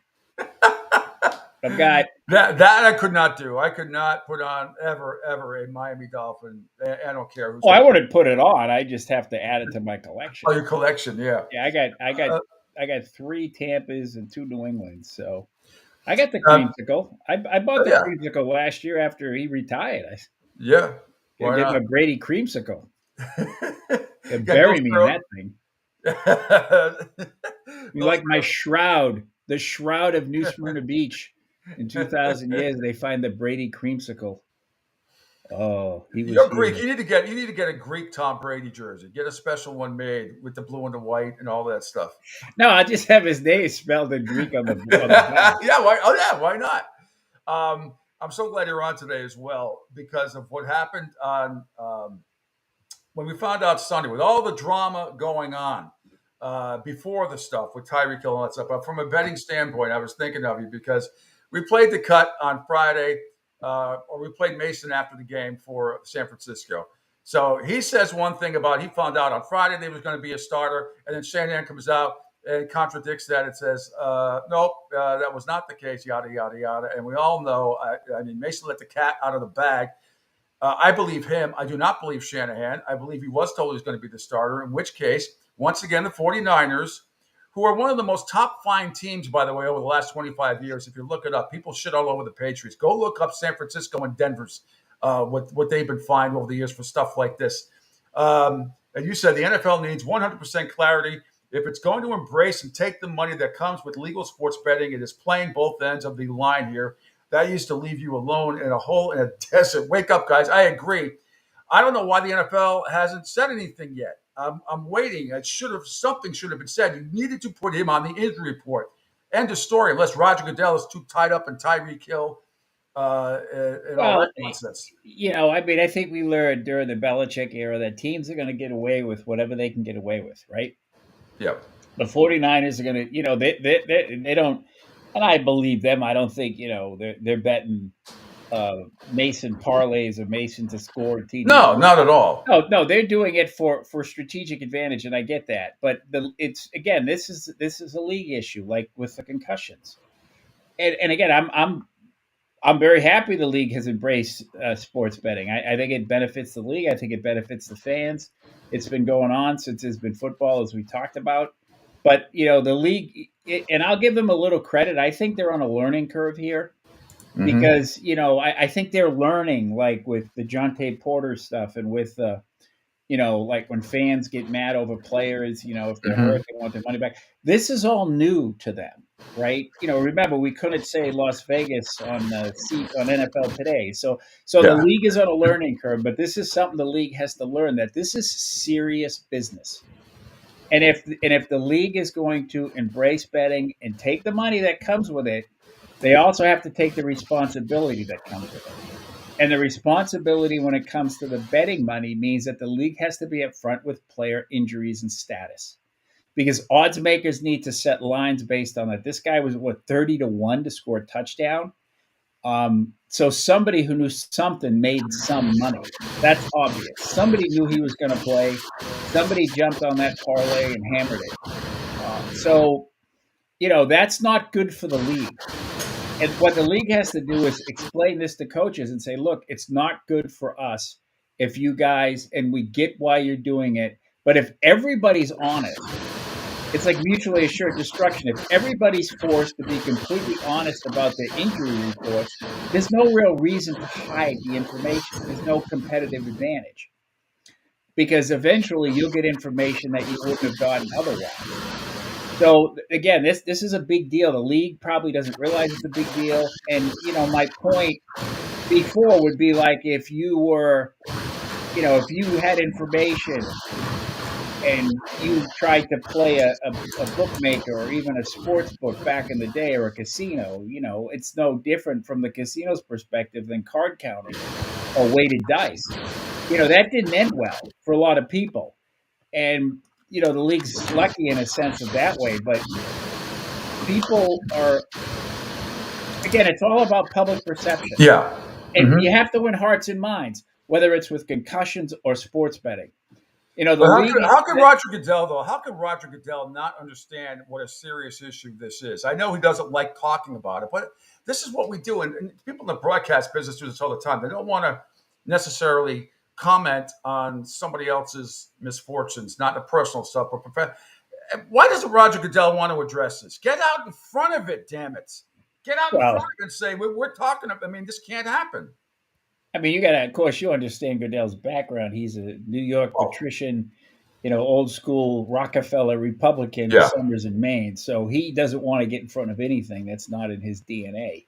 I agree. But the league has to do that. Someone in the league has to do that. They have to understand that they have to be aware that this is an issue. And it's not just like, oh, you dirtbag gamblers, tee-hee-hee. No, it's an integrity issue. It's no different than concussions, save for the physical and medical health threat that Tua has to deal with. But in terms of the integrity of the game, it's no different because, what is the fans' perspective today? Well, my God, this kid from the Dolphins got murdered again last night. This is his how many concussions? Why is he playing? I guarantee you that this morning on the Today Show they played that clip 4 times. Did they really? And every housewife in America is probably saying, or non-football fan, I apologize. There are plenty of housewives who follow football, but every non-football fan in America say, why the hell is this guy even playing? That's his 3rd concussion. What is this? And it's the same thing with the Mason CMC issue. Yeah. What do you mean? This guy said he was going to play on Friday. You didn't tell us. What the hell's going on? It's the same. The fans are going to have the same reaction. Now, the NFL is an imperious golden goose that, could survive 6 weeks in Springfield, Ohio. That's how strong that golden goose is. But, every ding to the integrity of the game hurts. And and it's just an issue of if you're going to take the gambling money, then you have to take the responsibility that comes with it. Yeah, it's like Peter Parker, what his grandfather, grandfather said, or his uncle said. Great power comes great responsibility. That was Spider-Man. If it's good enough for Spider-Man, it should be good enough for the NFL. Bill, thanks so much as always. Great stuff. Always a pleasure having you on. Love your thoughtful discourse, as Ted Sarandis used to say back in the day. So, all the best. I don't know if you caught that fellow on Twitter, Boston Sports Radio, resurfaced the old Dino. I did. I saw it. Oh my God, that column in the Herald was a gem. I wish I could write like that. That was great. I remember we played the cuts all for a month. That's why I wanted to bring that up. That must have been like gold for you guys. Gold, Jerry, gold. It was. All right, Bill. Thanks so much. We'll talk again next week. Thanks for taking a few on a Football Friday. Have a great weekend. Okay, thanks, Pete. All right. Bill Sparrows from Boston Herald, columnist, great, and senior betting analyst at bookies.com. Quick break, Angel. Rick Horrow, who was at the Dolphins game last night. He's very close to that organization, as you know. Can't wait to get his thoughts. He is coming up next, our sports business guru, the professor here. Rick Horrow next on the Pete Shepherd Show on the Coastal Sports Network. Hi, folks. This is Gerard Moynihan of Moynihan Lumber, and I would like you to know that our company has been selling Anderson windows for over 60 years. See the complete line of Anderson windows at any of our 3 locations in North Reading, Beverly, or in Plastown, New Hampshire, or at MoynihanLumber.com. What's up, Southwest Florida? Jim and the Beef Guy here. Fort Myers, we answered your call. We're pumped to announce the opening of our second location. It's on 41 just north of the Edison Mall. And guys, nothing's changed here. The beef, the sausage, the breaded steak, our Maxwell Polish, now serving you in 2 locations, Fort Myers and Bonita Springs. And don't forget, if you're having a party, check out our catering menu. Hey guys, when you're at the counter, don't call it gardenia. It's pronounced Chardonnay. Right now, our country feels divided, but there's a place where people are coming together. I gotta tell you, I was nervous to talk to someone so different than me. Me too, but I'm glad we are. Love Has No Labels and One Small Step are helping people with different political views, beliefs, and life experiences come together through conversation, and it feels good. Wow, your story is so... Interesting? Yeah. When people actually sit down, talk, and listen to one another, they can break down boundaries and connect as human beings. At lovehasnolabels.com/onesmallstep, you can listen to amazing, life-changing conversations and find simple tools to start a conversation of your own. I know one thing. This conversation gives me hope. It gives me a lot of hope, too. Take a step toward bringing our country and your community together by having the courage to start a conversation at lovehasnolabels.com/onesmallstep. A message from StoryCorps, Love Has No Labels, and the Ad Council. People do some pretty cool things in their 40s and 50s. Why should saving for retirement be any different? I mean, they go back to college, learn new instruments, start skateboarding. Whoa! Okay, maybe that one's not for everybody, but saving for retirement is. With aceyourretirement.org, you can get on track with your retirement savings no matter your age. Just have a 3-minute chat with Avo, the friendly digital retirement coach from AARP. You'll get personalized recommendations based on your input that are easy to understand and work with your lifestyle. It's quick, easy, and free. Plus, it's sponsored by AARP, so you know they got your back. Woohoo! Gnarly move, Dad. Thanks, sweetie. So wherever you are in your retirement savings journey, head to aceyourretirement.org and start chatting with Avo today. That's aceyourretirement.org. A message from AARP and the Ad Council. Adopt US Kids presents What to Expect When You're Expecting. A teenager. Learning the lingo. Today I'm going to help parents translate teen slang. Now, when a teen says something is on fleek, it's exactly like saying, that's rad. It simply means that something is awesome or cool. Another one is totes. It's exactly like saying, totally, just shorter. As in, I totes love going to the mall with Becca. Another word you might hear is jelly. Jelly is a shorter, better way to say jealous. As in, Chloe, I am like so jelly of your unicorn phone case. You don't have to speak teen to be a perfect parent. Thousands of teens in foster care will think you're, rad just the same. To learn more, visit adoptuskids.org. A public service announcement brought to you by the U.S. Department of Health and Human Services, Adopt U.S. Kids, and the Ad Council. This is the story of a very special woman. In a matter of seconds, she turned herself into a great mathematician or an entrepreneur. Her knowledge was limitless and still is. She could also make monsters disappear, especially those that lurked in the shadows under the bed. Once, this woman put back together a teenage girl's broken heart, which had been shattered in 1,000 pieces, just by giving her a bear hug. She masqueraded as a regular person at work, but as a superhero at home. Everyone knows her as Gabriella. I still call her Mom. Your hero needs you now, and AARP is here to help. Find the care guides you need to help, complete with tips and resources at aarp.org/caregiving. A public service announcement brought to you by AARP and the Ad Council. Don't spaz out because your team lost. Let Pete do it for you. Now, back to the Pete Shepherd Show. Welcome back to the Pete Shepherd Show. Here is a Football Friday the 13th, by the way. If you believe in that sort of thing, which I don't. But anyway, it's always fun to talk about. It's always fun finally back after his tour around the United States with different sporting events, and he was at the game last night. The great Rick Horrow, the sports professor, sports business guru, so many, the Yoda of Miami. I like to call him the Yoda of Miami, but a much more handsome guy. Rick Horrow joins us. Good morning, Rick. How are you? And look at you connecting immediately. Amazing.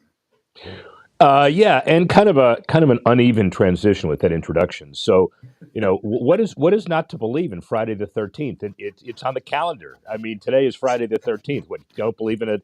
There's only one other human being that can take a set of facts and say that they don't exist, but we don't want to get into a political discussion, so we'll leave that alone. Well, I got to ask you, let's just get right into it. Yeah. But you were at the game last night, and I'm sure you were sitting in a nice suite. And let's just get into it. Tua has to leave the game concussed, dives head first again. I was screaming at the television when he was doing it. It's bad enough when he stays on his feet and then gets sacked and falls backwards despite all the jiu-jitsu nonsense. And of all people, DeMar Hamlin, wow. But what, we've been talking about it all day about this, Rick. I think Tua and the Dolphins and everybody, they have to seriously consider that he might have to retire. But what was it like for you, your experience last night? Well, it was, regardless of who I was sitting with, it was just a pall on that in the suite. It was the stadium sounded unbelievable. It was like a mausoleum, and you couldn't see. Everybody's reading about this fencing position, and it's just an awful thing to even read about because that is a serious injury reaction. Mm-hmm. People were over him before on the field, so I couldn't see it. Obviously, you take binoculars and you want to zoom in quickly. Yeah. So I didn't see that, but what I did see is the players kind of frantically waving to the sidelines after like 3 seconds, which doesn't help. But I also saw him get up and walk off. Two positive things. And look, the bottom line is I've read everything today, and it's like he'll be back in 3 weeks. He'll never be back. And between those two is something correct. So, and by the way, the people that are talking now are the people that by definition don't know anything. The people that do know something are waiting for the evaluation today or are in the evaluation. So I would like to hope the perfect world is you listen to his wife's comments that I heard from the sidelines that said, yeah, he's okay. After visiting him in the locker room, and okay means certain things to certain people, obviously. And then you combine that with, I think he winked at people on the sidelines walking to the locker room. He was aware of things. He was conversant. People talked to him.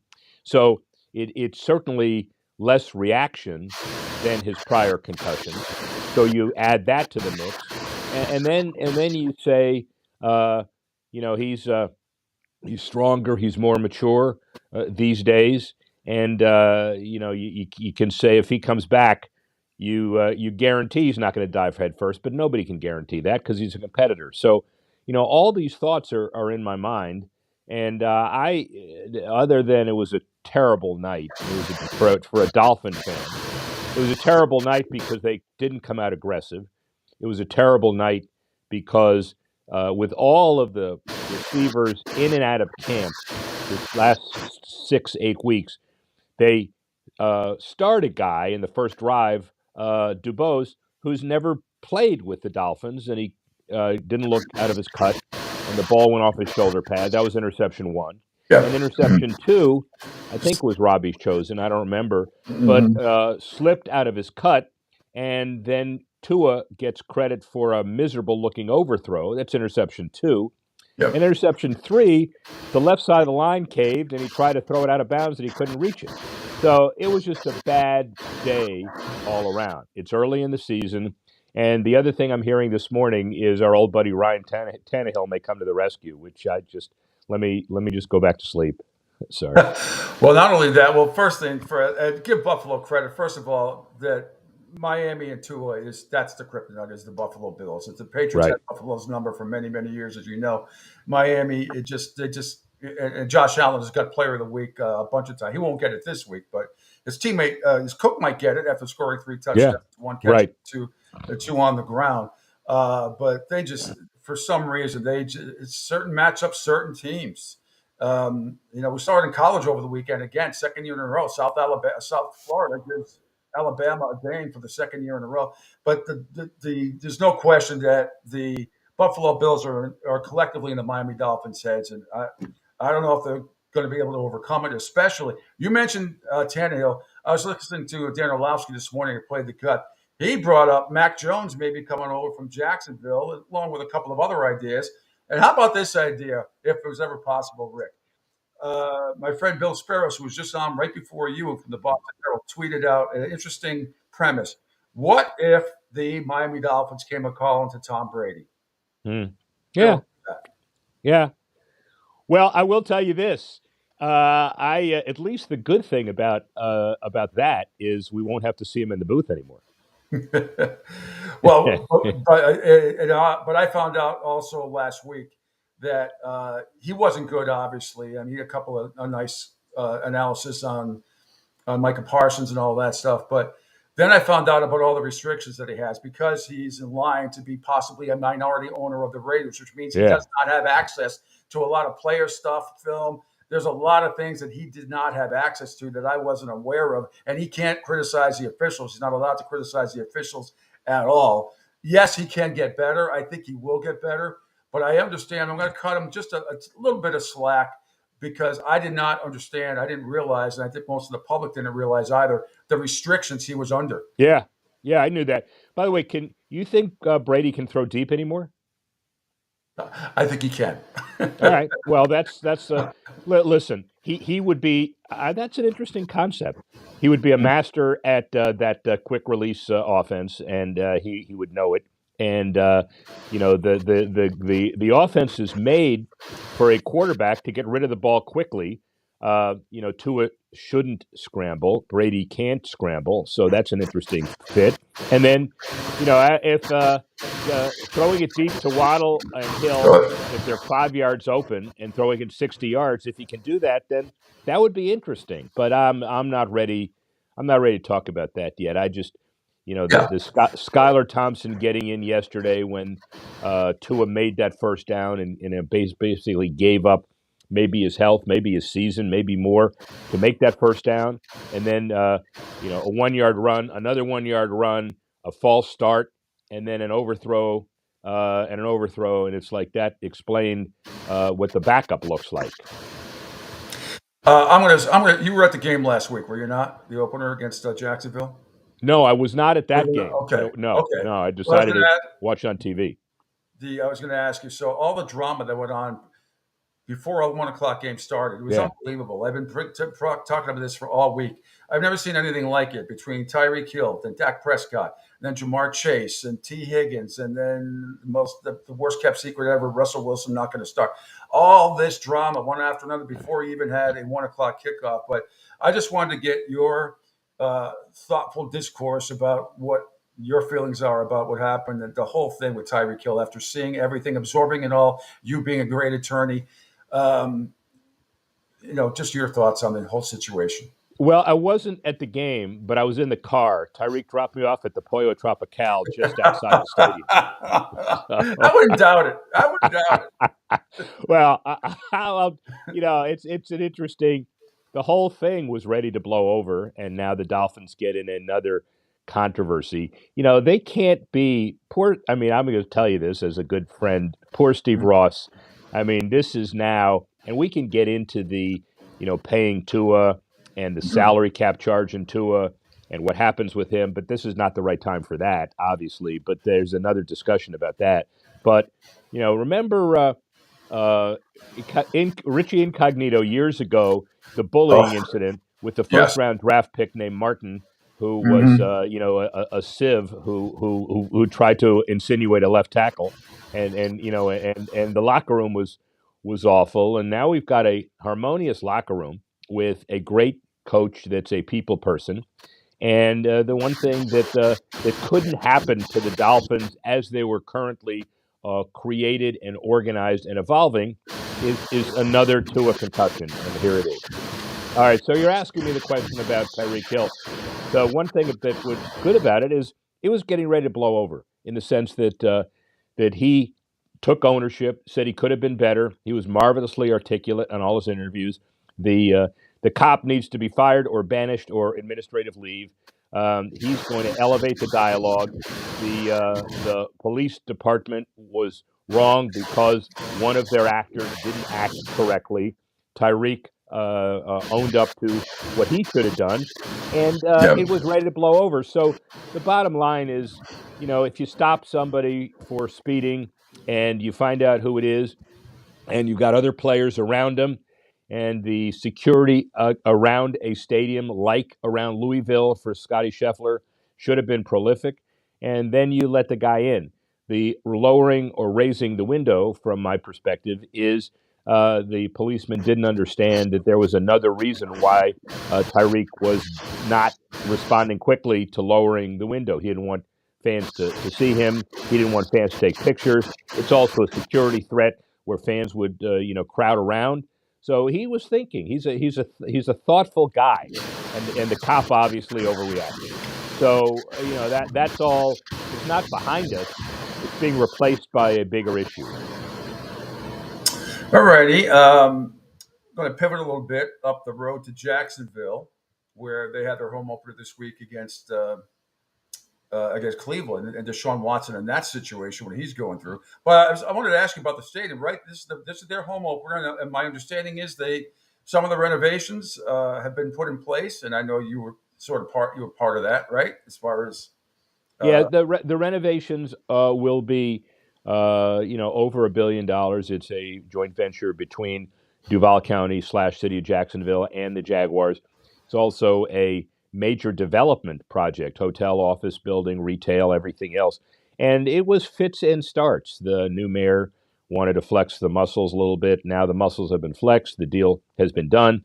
And unlike any other stadium deals around the country, the leverage of leaving Jacksonville was probably real. No, the Bears aren't leaving Chicago. The new Browns aren't leaving Cleveland. But, the London Jaguars could have been. And frankly, the Jaguars continue to play overseas. But I think by the time the new stadium is done, Jacksonville doesn't need a whole 3 or 4 games in England or somewhere else, because they're going to be fine in Jacksonville. I wanted to switch gears to college and the Miami Hurricanes, my boys. I was at the Swamp a couple of weeks ago. Hottest event I have ever attended in my life. Sat 20 rows up behind the Hurricanes bench with a bunch of buddies.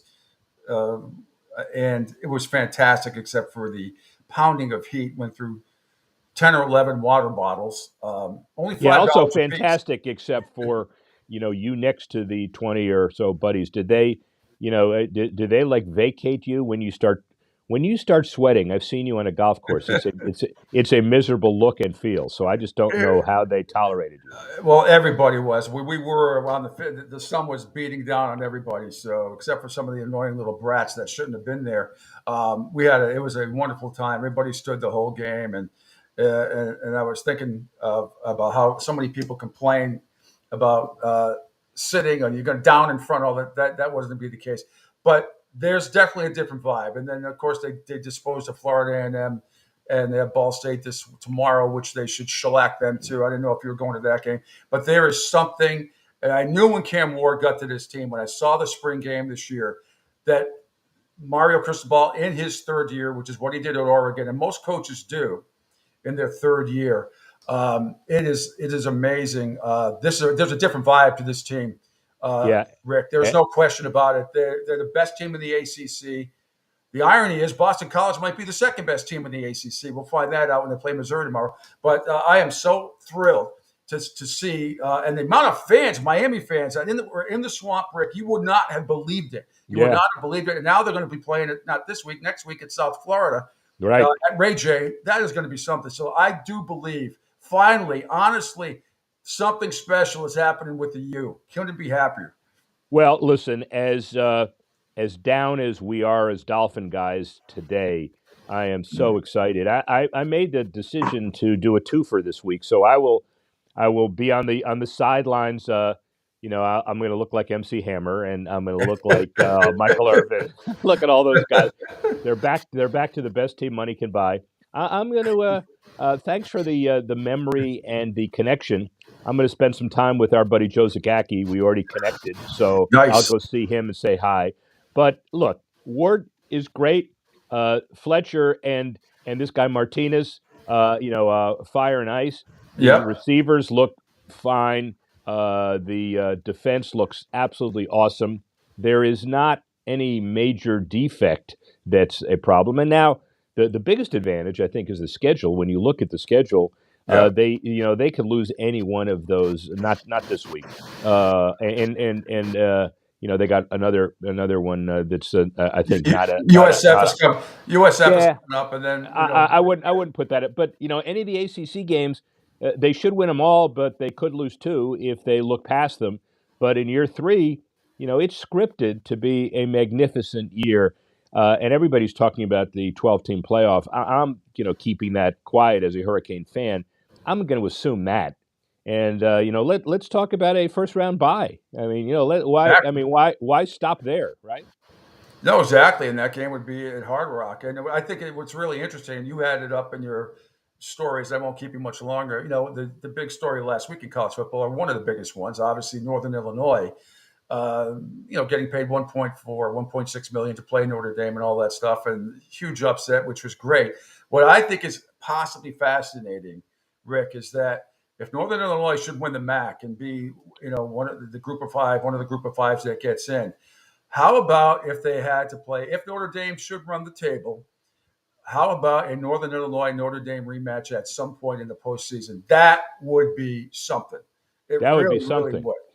And I guess what would happen is they'd play it, depending on what the tiebreaker is and what the records are and what the seeds are, maybe they play it in Northern Illinois. I mean, who knows? What the beauty of all of this is we had very little, you losers in the media, had very little to talk about even when there were only 4 teams in the playoffs, and you made stuff up. You started the selection process. You remember when it was who would make the playoffs, and in week 3 they'd have the polls. Now we got 12 teams to screw around with. It's going to be so much fun.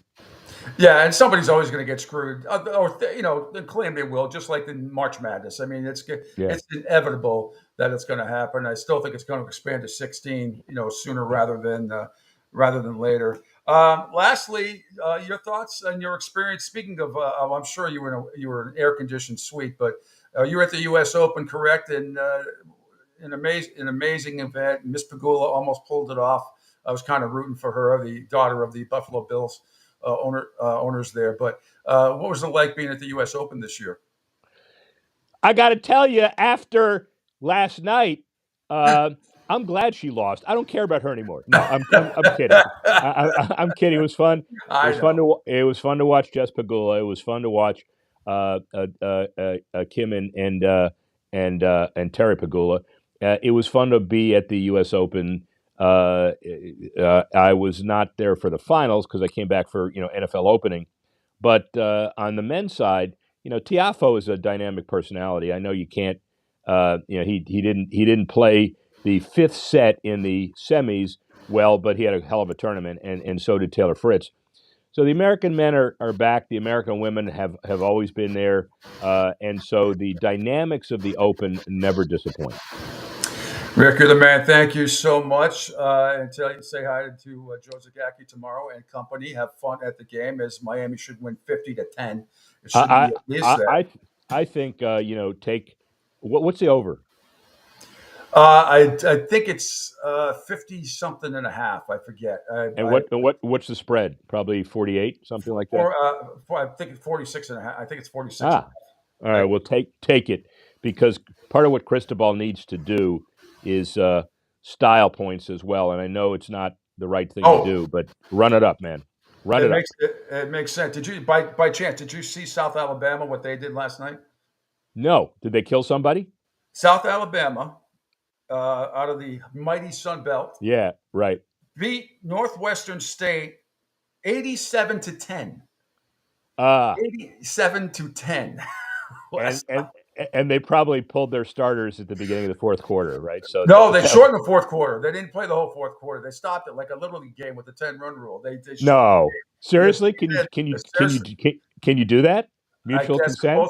Mutual consent. Yeah, they stopped. Man, it's like me and you on the golf course, pal.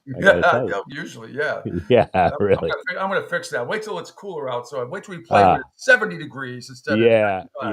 All right. So Shepard's gonna fix it, and the sun's gonna rise in the west. Here we go.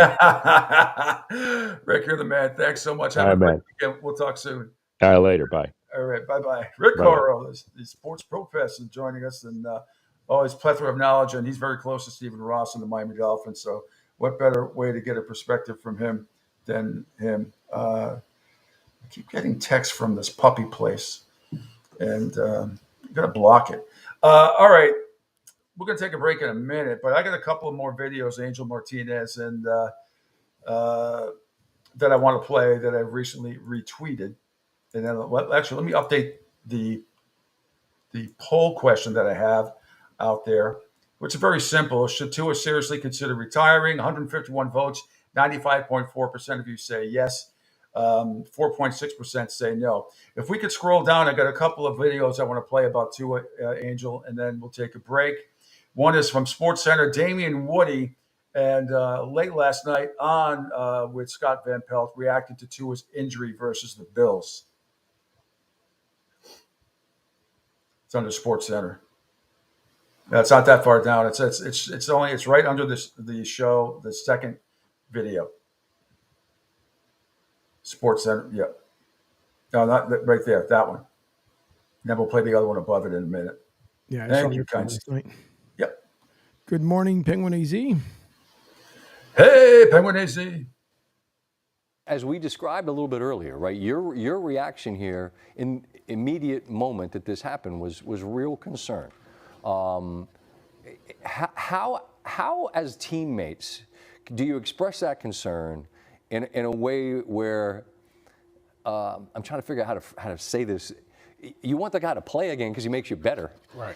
But you also care about the guy. I mean, how do you balance sort of that in terms of where your priorities lie? Yeah, it's pretty simple, Scott. It's when you're with those guys more than you're with your family. Think about that. Mm-hmm. We're at the facility for a long time, and so you get to know these guys not just as your teammates, but they're your brothers. Sure. And so first and foremost, you do want what's best for them health-wise, because you understand that, man, when the game is over with, you still got so much that you have to live for. So if it's like, listen, you shouldn't play football again, then everyone would say to him, go and don't ever come back. However, I hear that. Yes. But there is a protocol. Yes. And if they follow the protocol, Yeah. and it's like, look, it's scary, but he's okay. If he's prone to this again, it would appear maybe perhaps more so than others. I'm clearly not a doctor, nor am I pretending to be one. But if they follow the protocol and he checks out and he's like, look, I'm good. I'm ready to go at Seattle or Tennessee or wherever it might be. Then I'm riding with my guy. There you go. I'm riding with my guy. And I'm just speaking as like a former lineman. Mm-hmm. I'm going to fight like hell to make sure no one touches my guy. And I agree with Damien Woody. That's all well and good. That you're going to fight, and Damien Woody being the great offensive lineman that he was, but you can't be responsible for Tua diving head first for a first down. I mean, I understand you want to protect him. I get all that and agree 100%. But instinctively, or if you want to say it's instinctive or stupid or whatever, Tua cannot dive head first. I mean, you just can't. You can't have it. You can't do it. You can't. So the protection is fine. That's great. But how do you stop your quarterback from diving head first? All right.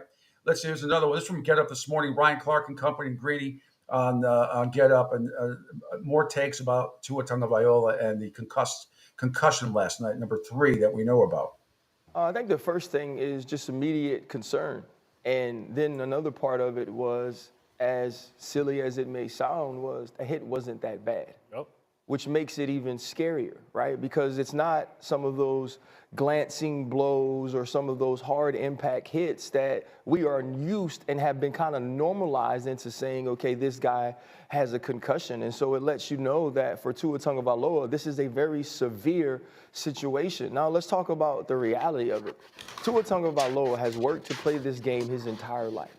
So now the Miami Dolphins, the NFL, you're going to have to step in and not do the right thing and tell someone who has worked for his dream that he shouldn't play anymore.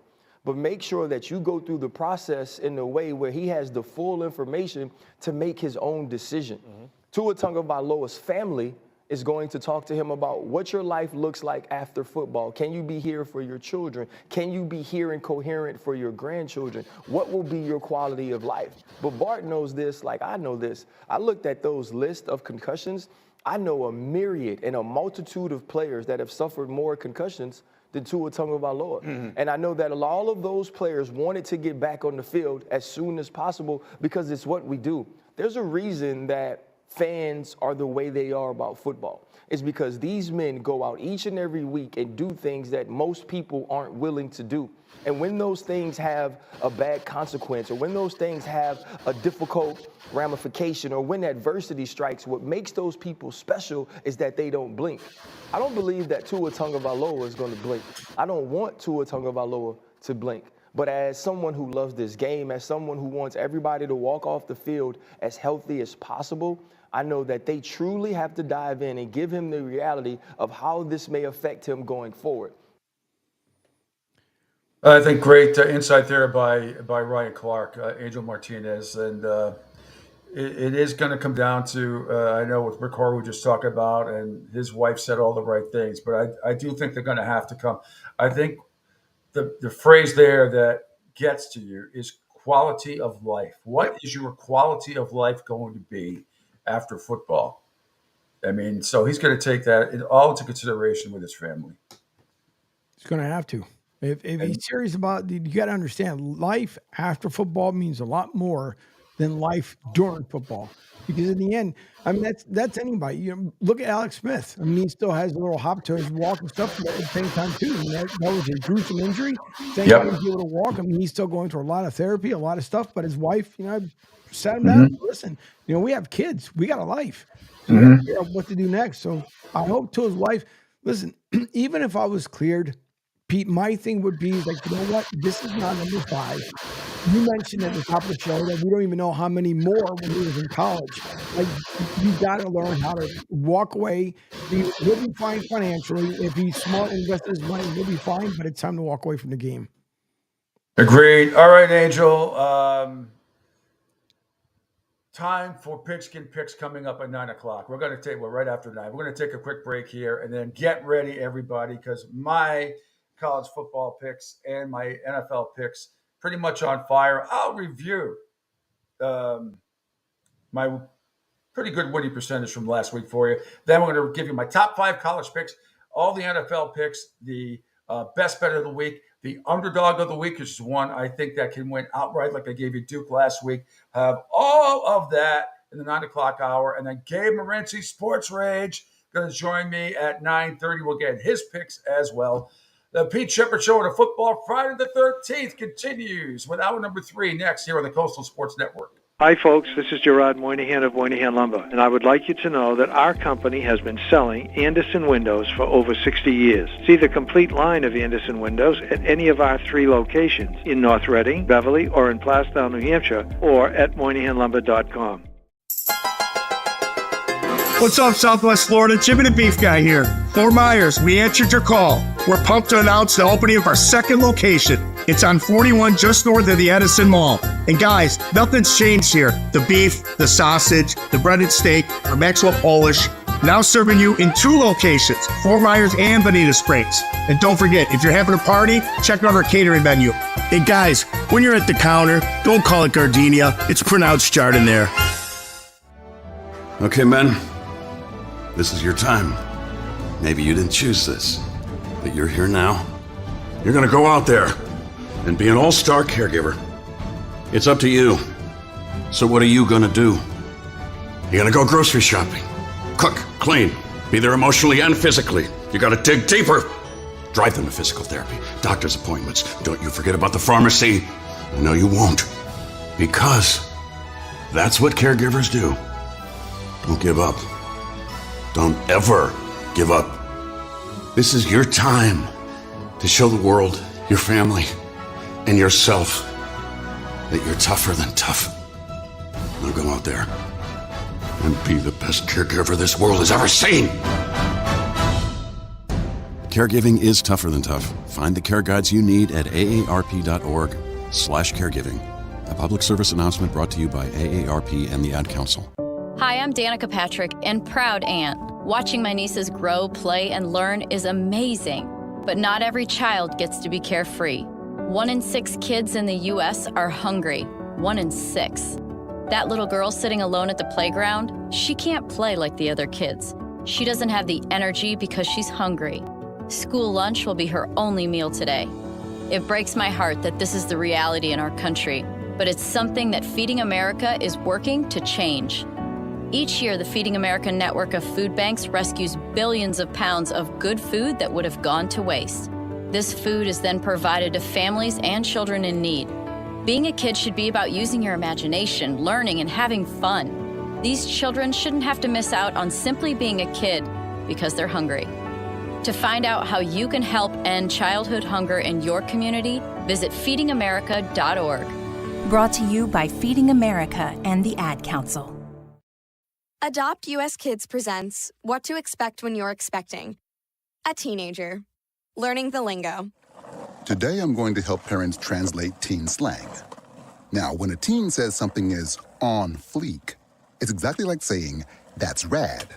It simply means that something is awesome or cool. Another one is totes. It's exactly like saying, totally, just shorter. As in, I totes love going to the mall with Becca. Another word you might hear is jelly. Jelly is a shorter, better way to say jealous. As in, Chloe, I am like so jelly of your unicorn phone case. You don't have to speak teen to be a perfect parent. Thousands of teens in foster care will think you're, rad just the same. To learn more, visit adoptuskids.org. A public service announcement brought to you by the U.S. Department of Health and Human Services, Adopt U.S. Kids, and the Ad Council. This is the story of a very special woman. In a matter of seconds, she turned herself into a great mathematician or an entrepreneur. Her knowledge was limitless and still is. She could also make monsters disappear, especially those that lurked in the shadows under the bed. Once, this woman put back together a teenage girl's broken heart, which had been shattered in 1,000 pieces, just by giving her a bear hug. She masqueraded as a regular person at work, but as a superhero at home. Everyone knows her as Gabriella. I still call her Mom. Your hero needs you now, and AARP is here to help. Find the care guides you need to help, complete with tips and resources at aarp.org/caregiving. A public service announcement brought to you by AARP and the Ad Council. The Pete Shepherd Show. It's fun for the whole family, if it's dysfunctional. Welcome back. It's hour number 3 of the Pete Shepherd Show, and it's Football Friday the 13th. Hope everybody is off to a great start today here on the Coastal Sports Network. Thanks for checking us out on the video platform once again at PShep326 on X, Twitter, Facebook, SR1029thegame.com, CSN Florida, ION TV, Rumble, Spotify, LinkedIn, Twitch, and YouTube. Call or text at 727-858-6650. Well, it is the witching hour. To have a little pun with Friday the 13th. Get it? It is the witching hour here. And that means it's time for Pigskin Picks. I'll give you all my information and some numbers that may surprise and shock you this week. And you're going to go, huh? How could he do that? And then when you cash in, remember to, when you speak of me, speak well. That's all I ask. I don't ask for money. I don't ask for anything. Just when you speak of me, speak well. I will put the music on in a second here. Let us recap my awesome week last week, shall we? Well, let's start with college. So far this year in college, I am 6-4. I've given you 10 picks officially on the show. I am 6-4. That's a 600 winning percentage, which is good. You're winning money. Last week in the NFL, week 1, I picked every game 10-5-1, which is a 667 winning percentage. You're not going to get much better than that. I'm not saying you bet on all 16 games. I hope though that I helped in some way, shape, or form. You might have cashed a little bit. My best bet last week lost, which was the stupid Auburn Tigers who played like dog poo-poo, and Hugh Freeze better get his head out of his ass and do a much better job at Auburn than what he's been doing. Because that was unacceptable how bad that was last week. However, my underdog of the week won with the Duke Blue Devils winning outright at Northwestern. So I am 1-0 in my underdog of the week. And the underdog of the week has to win outright or it's a loss. Has to win outright or it's a loss. That's how I do it. So I want to know the best bet just has to cover. All right. So now I'm going to get to let's do it. Pigskin Picks, mine, and then Gabe Morency at the bottom of the hour. Here we go. Actually, you're going to have to play the intro, right? Nope. Oh, no, you can hear this, right? That's right. I forget it. I forget what I don't understand how we can hear this, but then we can't hear. I don't know. Long story. All right. Let's make sure everything, my volume okay. Everybody can hear me talking over the music and all that stuff. Fantastic. Thank you. Starting with the Pigskin Picks. And by the way, EMA Leaba. That is not a foreign language. That is the name of the Tennessee Volunteers quarterback. Learn it, know it, live it. EMA Leaba. Great player, by the way. But let's get into the picks. Let's start with my top 5 college picks of the weekend. Coming up at noon on ESPN, Memphis is at Florida State. Mike Norvell's old team that he used to coach. Speaking of getting their collective heads out of their collective tookuses, can the Florida State Seminoles rebound here against Memphis? They might, but I still think Memphis covers. I'm taking Memphis plus 6.5. These are my top 5 games on the board that I think, and there's a lot of underdogs I have this week. So Memphis plus 6.5 over Florida State, noontime on ESPN. Number 2, at 12:45 on the SEC Network, Missouri is favored by 16 over Boston College. That is absurd. Missouri, the number 6 team in the country. BC, number 24 in the country. That line is way off. Eagles plus 16. Missouri looks very good, but they played 2 cream puffs. I think the Eagles are going to give them a game all the way, and I think Boston College will cover the 16. Number 3, and this is not in any particular order what I think is the best. If it is the best bet, I'll let you know. I can tell you later on my best bet is going to be in the NFL, and my underdog of the week will be in the college football ranks. We'll get to that in a second. My third best play of the day It takes place at 3:30 on CBS. And in West Lafayette, the Purdue Boilermakers will host the Notre Dame Fighting Irish, coming off a humiliating loss at Northern Illinois. The Boilermakers are 10-point underdogs at home. I know what you're thinking. Notre Dame can't beat Northern Illinois, this, that, and the other thing. And I'm telling you, I think the Fighting Irish rebound. And always, you know, it pains me to say it, so this is head over heart again. Notre Dame minus 10, lay it. They're going to win this game by 17. I think they come back with a vengeance. And it's just a shame that Purdue at home is going to get spanked at home in West Lafayette. So I will take Notre Dame minus 10. Other games that I like. Oregon is at home at 3:30 on Fox to take on Oregon State. A lot of rivalries early this year. The Ducks are a 16.5-point favorite over Oregon State. Too many. Oregon's lucky they're not 0-2. They barely escaped over Boise State at home the other night, last week.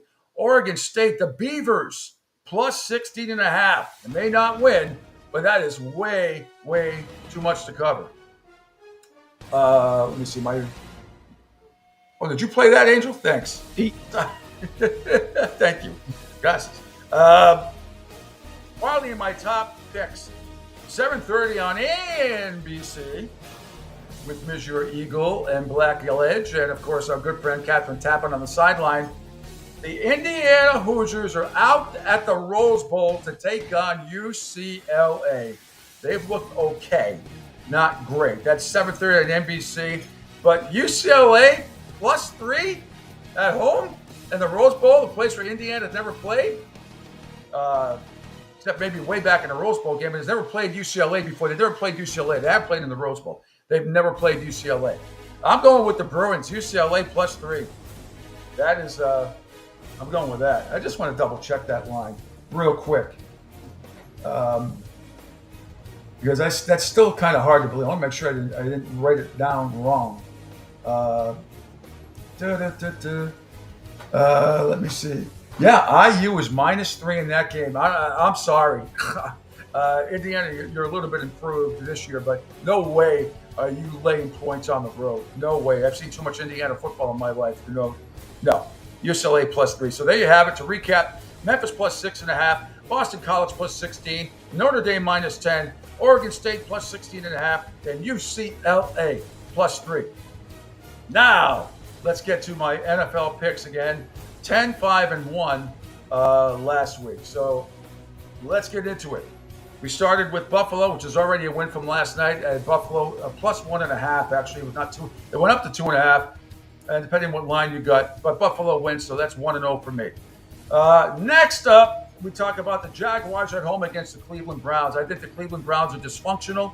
I think Deshaun Watson, who the hell knows what might or could happen before kickoff with him. It doesn't matter. The Jaguars embarrassed last week, second half of that game, blowing a 10-point lead. ATN fumbles through the end zone. Otherwise, the Jaguars win that game. I am going with Jacksonville minus 3.5 to get the win in the home opener. Next up is the Indianapolis Colts at the Green Bay Packers. I know Jordan Love is banged up. I understand that. I know all the injury bugs. The Packers are 3.5-point underdogs at home at Lambeau Field, the not-so-frozen tundra this week. Matt LaFleur's record against the spread as an underdog of 3 points or more is off the chart great. That's why I've taken the Green Bay Packers plus 3.5. Jordan Love or not, Packers plus 3.5. Next. Meanwhile, the LA Chargers are at the Carolina Panthers. This could be an ugly, ugly sort of game. I have no faith in the Panthers at all. Bryce Young, I think, is going to have a bad day again against that renewed Charger defense under Jim Harbaugh. And I'm taking the Chargers. Lay it minus 6.5 on the road against Carolina. Carolina stinks. Next game up, we have the New Orleans Saints at the Dallas Cowboys. Cowboys coming off a pretty impressive win on the road against Cleveland, even though Deshaun Watson played like crap and all that stuff. Back and forth on this one, but I think it's too many points. I think New Orleans plus 6.5 is a play. That screams backdoor cover all over it. To me, I am going with the Saints at plus 6.5. Next, the Las Vegas Raiders at the Baltimore Ravens. I have no faith in the Raiders at all. I think the Ravens lost that game in Kansas City 10 days ago by a toenail, and I think they come back with a vengeance. Lay the 9.5 with the Baltimore Ravens. Lamar Jackson and company go crazy, and they beat up on the Raiders and win by a couple of touchdowns. Next up is the New York Giants at Washington. The Commanders right now are -2.5 at home. And I say lay it. Jaden Daniels, I think, is going to have his first good game. Daniel Jones stinks. The Giants stink. They're going to be in a lot of trouble. I think lay it. Washington, even if it's by a field goal, who cares? Washington -2.5, that is the play. I got no faith at all in the Giants. They are going backwards, absolutely backwards. Next is the Tennessee Titans. They are a 4-point underdog at home against the Jets. Suck. The team that is, I don't care what the situation is, most of the time, when the road team, after a Monday night loss like the Jets were, and have to travel and go on the road the next week, they usually lose. Tennessee +4 all day, all night. Doesn't matter if there's a late eclipse. Tennessee Titans all the way +4. Next, in Foxborough, my New England Patriots taking on the Seattle Seahawks at home. Both teams coming off a win. Patriots with the most impressive win as an underdog in the last decade or so. They were the biggest underdog last week, 8.5 points, and they won outright. I think this game is going to be ugly. I think it goes down to the wire. The Patriots are +3 in this game. I am going to reluctantly lay the points, though, with Seattle. Seattle -3. I just think they have a few more weapons that are going to be executed properly instead of what Cincinnati did not do last week because of the Patriots defense. Look, this is a tough one, but I'm gonna take a chance here. Seattle usually does not play well coming cross country in 1 o'clock games. So I'm gonna take Seattle anyway, -3, and I hope I'm wrong, but that's my head over heart feeling again. Next, the San Francisco 49ers are at the Minnesota Vikings. Vikings with an impressive win against the pathetic Giants last week, but this San Francisco team is very good, and I'm going to done the research. San Fran -6. I'm laying the 6 points with the 49ers. I think they can win this game between 7 and 10 points. But I think Minnesota will put up a battle for a little bit, but San Fran's just too talented in the end. San Fran -6 is the play. Next!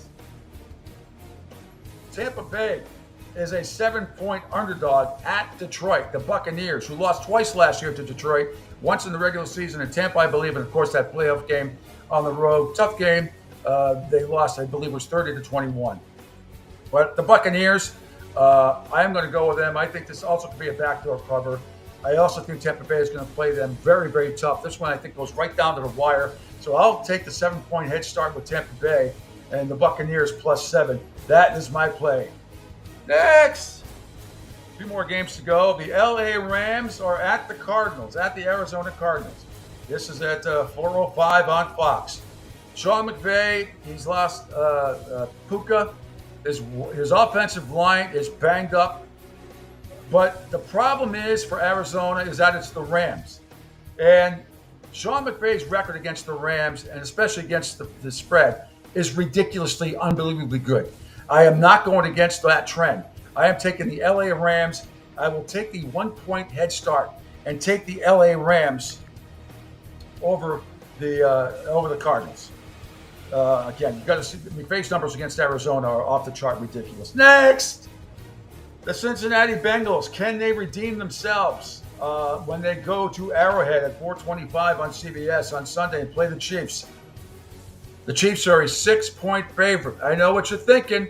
Look at what happened last week. The Bengals did this. They couldn't do this against the Patriots. How are they going to?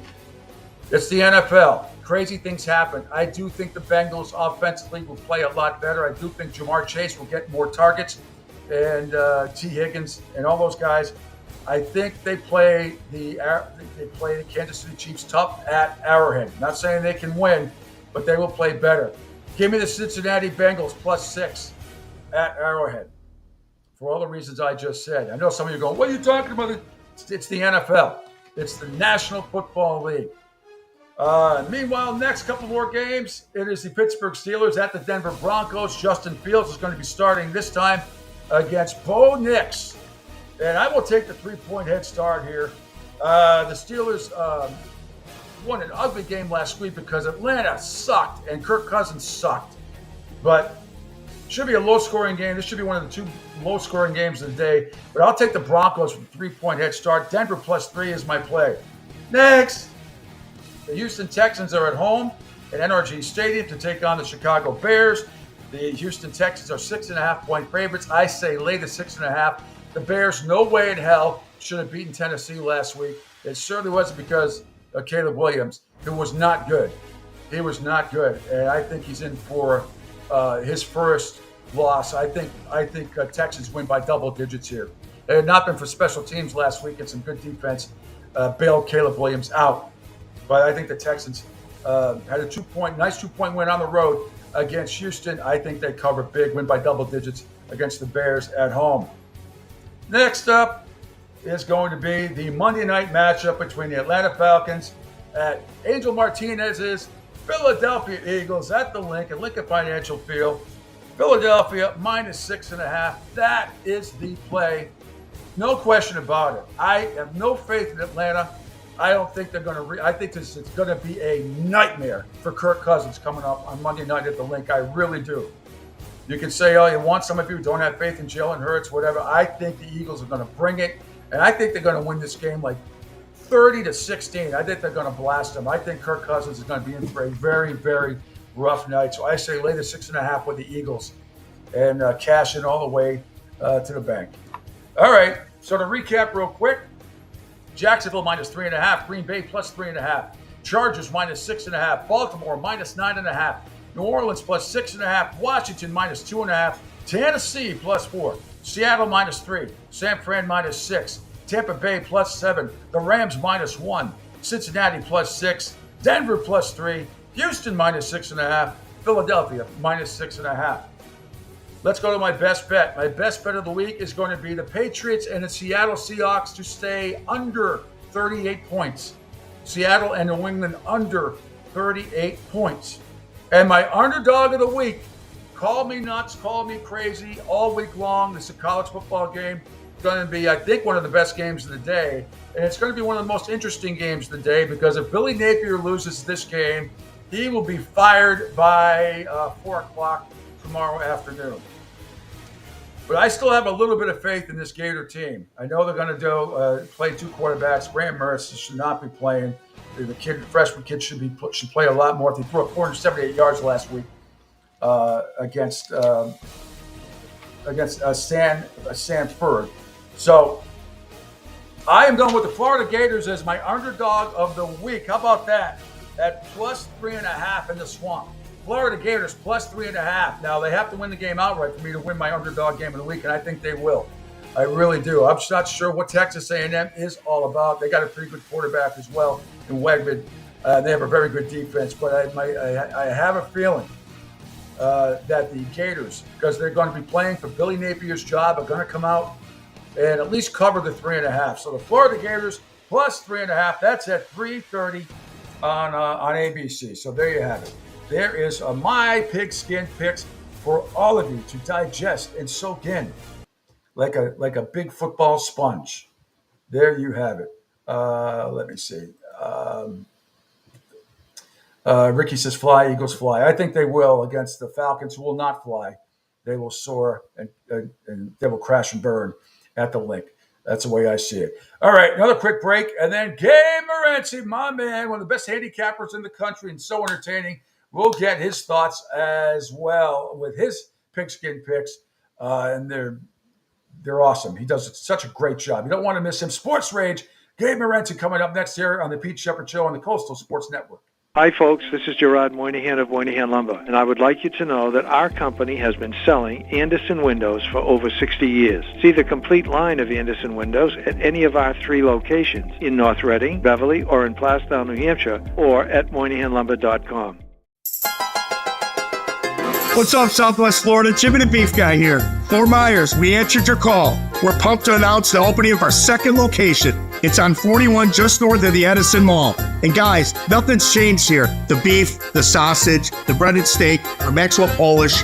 Now serving you in 2 locations, Fort Myers and Bonita Springs. And don't forget, if you're having a party, check out our catering menu. Hey guys, when you're at the counter, don't call it gardenia. It's pronounced Chardonnay. Ion Tampa Bay is the latest news, weather, and traffic for Pinellas, Pasco, Ellsboro, Hernando, and surrounding communities. Stay connected on X, Facebook, and their website, iontp.com. Ion Tampa Bay keeps you informed on breaking news as it happens. Southwest Florida's newest game in town. Sports Radio 102.9, the game powered by Ion Tampa Bay. We'll be right back. Okay, men, this is your time. Maybe you didn't choose this, but you're here now. You're gonna go out there and be an all-star caregiver. It's up to you. So what are you gonna do? You're gonna go grocery shopping, cook, clean, be there emotionally and physically. You gotta dig deeper. Drive them to physical therapy, doctor's appointments. Don't you forget about the pharmacy. No, you won't. Because that's what caregivers do. Don't give up. Don't ever give up. This is your time to show the world, your family, and yourself that you're tougher than tough. Now go out there and be the best caregiver this world has ever seen. Caregiving is tougher than tough. Find the care guides you need at aarp.org/caregiving. A public service announcement brought to you by AARP and the Ad Council. Hi, I'm Danica Patrick and proud aunt. Watching my nieces grow, play, and learn is amazing, but not every child gets to be carefree. 1 in 6 kids in the U.S. are hungry. 1 in 6. That little girl sitting alone at the playground, she can't play like the other kids. She doesn't have the energy because she's hungry. School lunch will be her only meal today. It breaks my heart that this is the reality in our country, but it's something that Feeding America is working to change. Each year, the Feeding America network of food banks rescues billions of pounds of good food that would have gone to waste. This food is then provided to families and children in need. Being a kid should be about using your imagination, learning, and having fun. These children shouldn't have to miss out on simply being a kid because they're hungry. To find out how you can help end childhood hunger in your community, visit feedingamerica.org. Brought to you by Feeding America and the Ad Council. Adopt US Kids presents What to Expect When You're Expecting. A teenager. Learning the lingo. Today I'm going to help parents translate teen slang. Now, when a teen says something is on fleek, it's exactly like saying, that's rad. It simply means that something is awesome or cool. Another one is totes. It's exactly like saying, totally, just shorter. As in, I totes love going to the mall with Becca. Another word you might hear is jelly. Jelly is a shorter, better way to say jealous. As in, Chloe, I am like so jelly of your unicorn phone case. You don't have to speak teen to be a perfect parent. Thousands of teens in foster care will think you're, rad just the same. To learn more, visit adoptuskids.org. A public service announcement brought to you by the U.S. Department of Health and Human Services, Adopt U.S. Kids, and the Ad Council. This is the story of a very special woman. In a matter of seconds, she turned herself into a great mathematician or an entrepreneur. Her knowledge was limitless and still is. She could also make monsters disappear, especially those that lurked in the shadows under the bed. Once, this woman put back together a teenage girl's broken heart, which had been shattered in 1,000 pieces, just by giving her a bear hug. She masqueraded as a regular person at work, but as a superhero at home. Everyone knows her as Gabriella.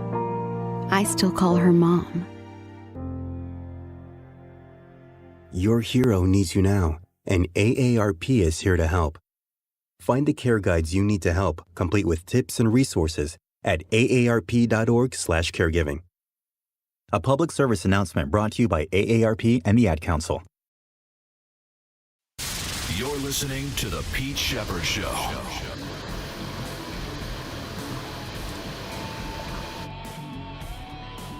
Back here, final segment of the Pete Shepherd Show here on the Coastal Sports Network. Hope everybody's having a great time today. Gabe Morency, Sports Rage, going to join me momentarily, and we'll get his thoughts.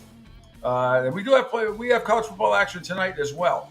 There's only a couple games this week that have top 25 teams playing each other, and tonight is one of those games with 20th ranked Arizona at number 14 Kansas State, with the Wildcats favored by 7. The only other game where ranked teams are playing each other this week, I believe, is Boston College at Missouri tomorrow, which should be a great one at 12:45 on the SEC Network. Tonight's game's on Fox, by the way, as well.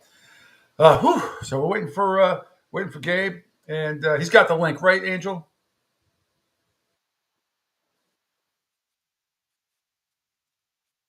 Yeah, but he's very punctual because he's a radio TV guy. He knows about being punctual. Okay.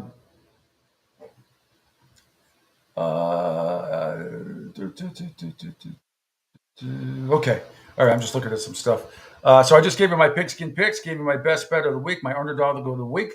See if Gabe agrees with the 3.5 plus 3.5 of the Florida Gators coming up tomorrow at 3:30 on ABC against Texas A&M. I think it's one of the most intriguing games of the day. There's going to be a lot of emotion out there, and you wonder if the Florida Gators can stay within themselves a little bit, and knowing full well that they're playing for Bill Napier's job. There's no doubt about it. Was it Fred Mitchell, I believe, reporter, came on Feinbaum's show yesterday and basically said the buyout money has been collected, and Napier could be done if they don't win that game. It's about $26 million, and Paul really grilled him about it. He's like, "Wait, are you saying because everybody on the SEC Network and they're all going to be at the Swamp on tomorrow? You know, Tebow going to be there, Feiney's going to be there. The SEC Network's doing their show from the Swamp tomorrow, so there is going to be and Steve Spurrier will be there as well. So Steve Spurrier and Tebow." There's going to be some real interesting, honest commentary before the game when the Gators host the Texas A&M Aggies. And joining me right now is Sports Rage, the man himself, Gabe Morency. Good morning, Gabe. How are you? Thank you for taking a few minutes. Yeah, good to see you, Pete. How you doing this morning? I'm doing great. I got to ask you real quick. Did you have any I forgot if there was a line on the South Alabama game last night, but that was something. Could you get action on that last night? I saw the number, and I regret not betting it. It crossed my mind. I did get involved in the Texas State game with Arizona State, and then obviously being a Bills fan, I was fired up last night. But it was like minus 38.5.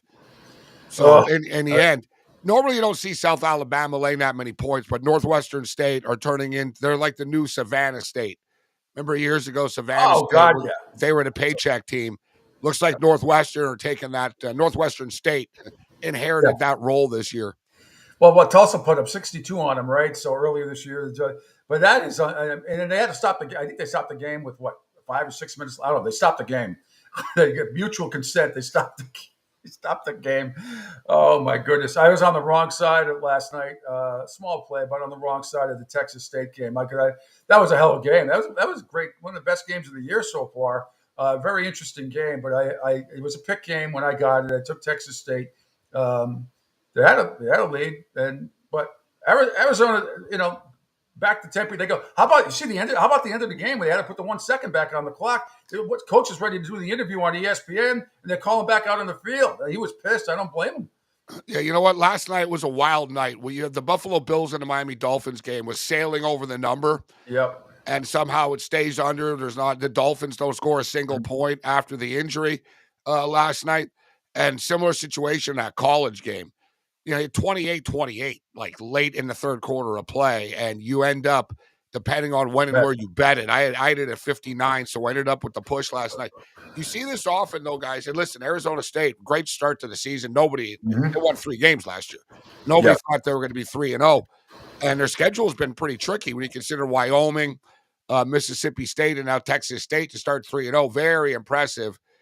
But I tell you, we see this a lot, Pete, when you get these sort of newer schools, the UTSAs, the Jacksonville States, like in the sort of newer programs that find themselves on national TV on these standalone games, right? It's one thing when you win, you kind of fly under the radar. And I even if you're going against NFL games, but the stadium is full, it's tossed around, it's our biggest game in program history, we're undefeated, it's national television, and it often backfires.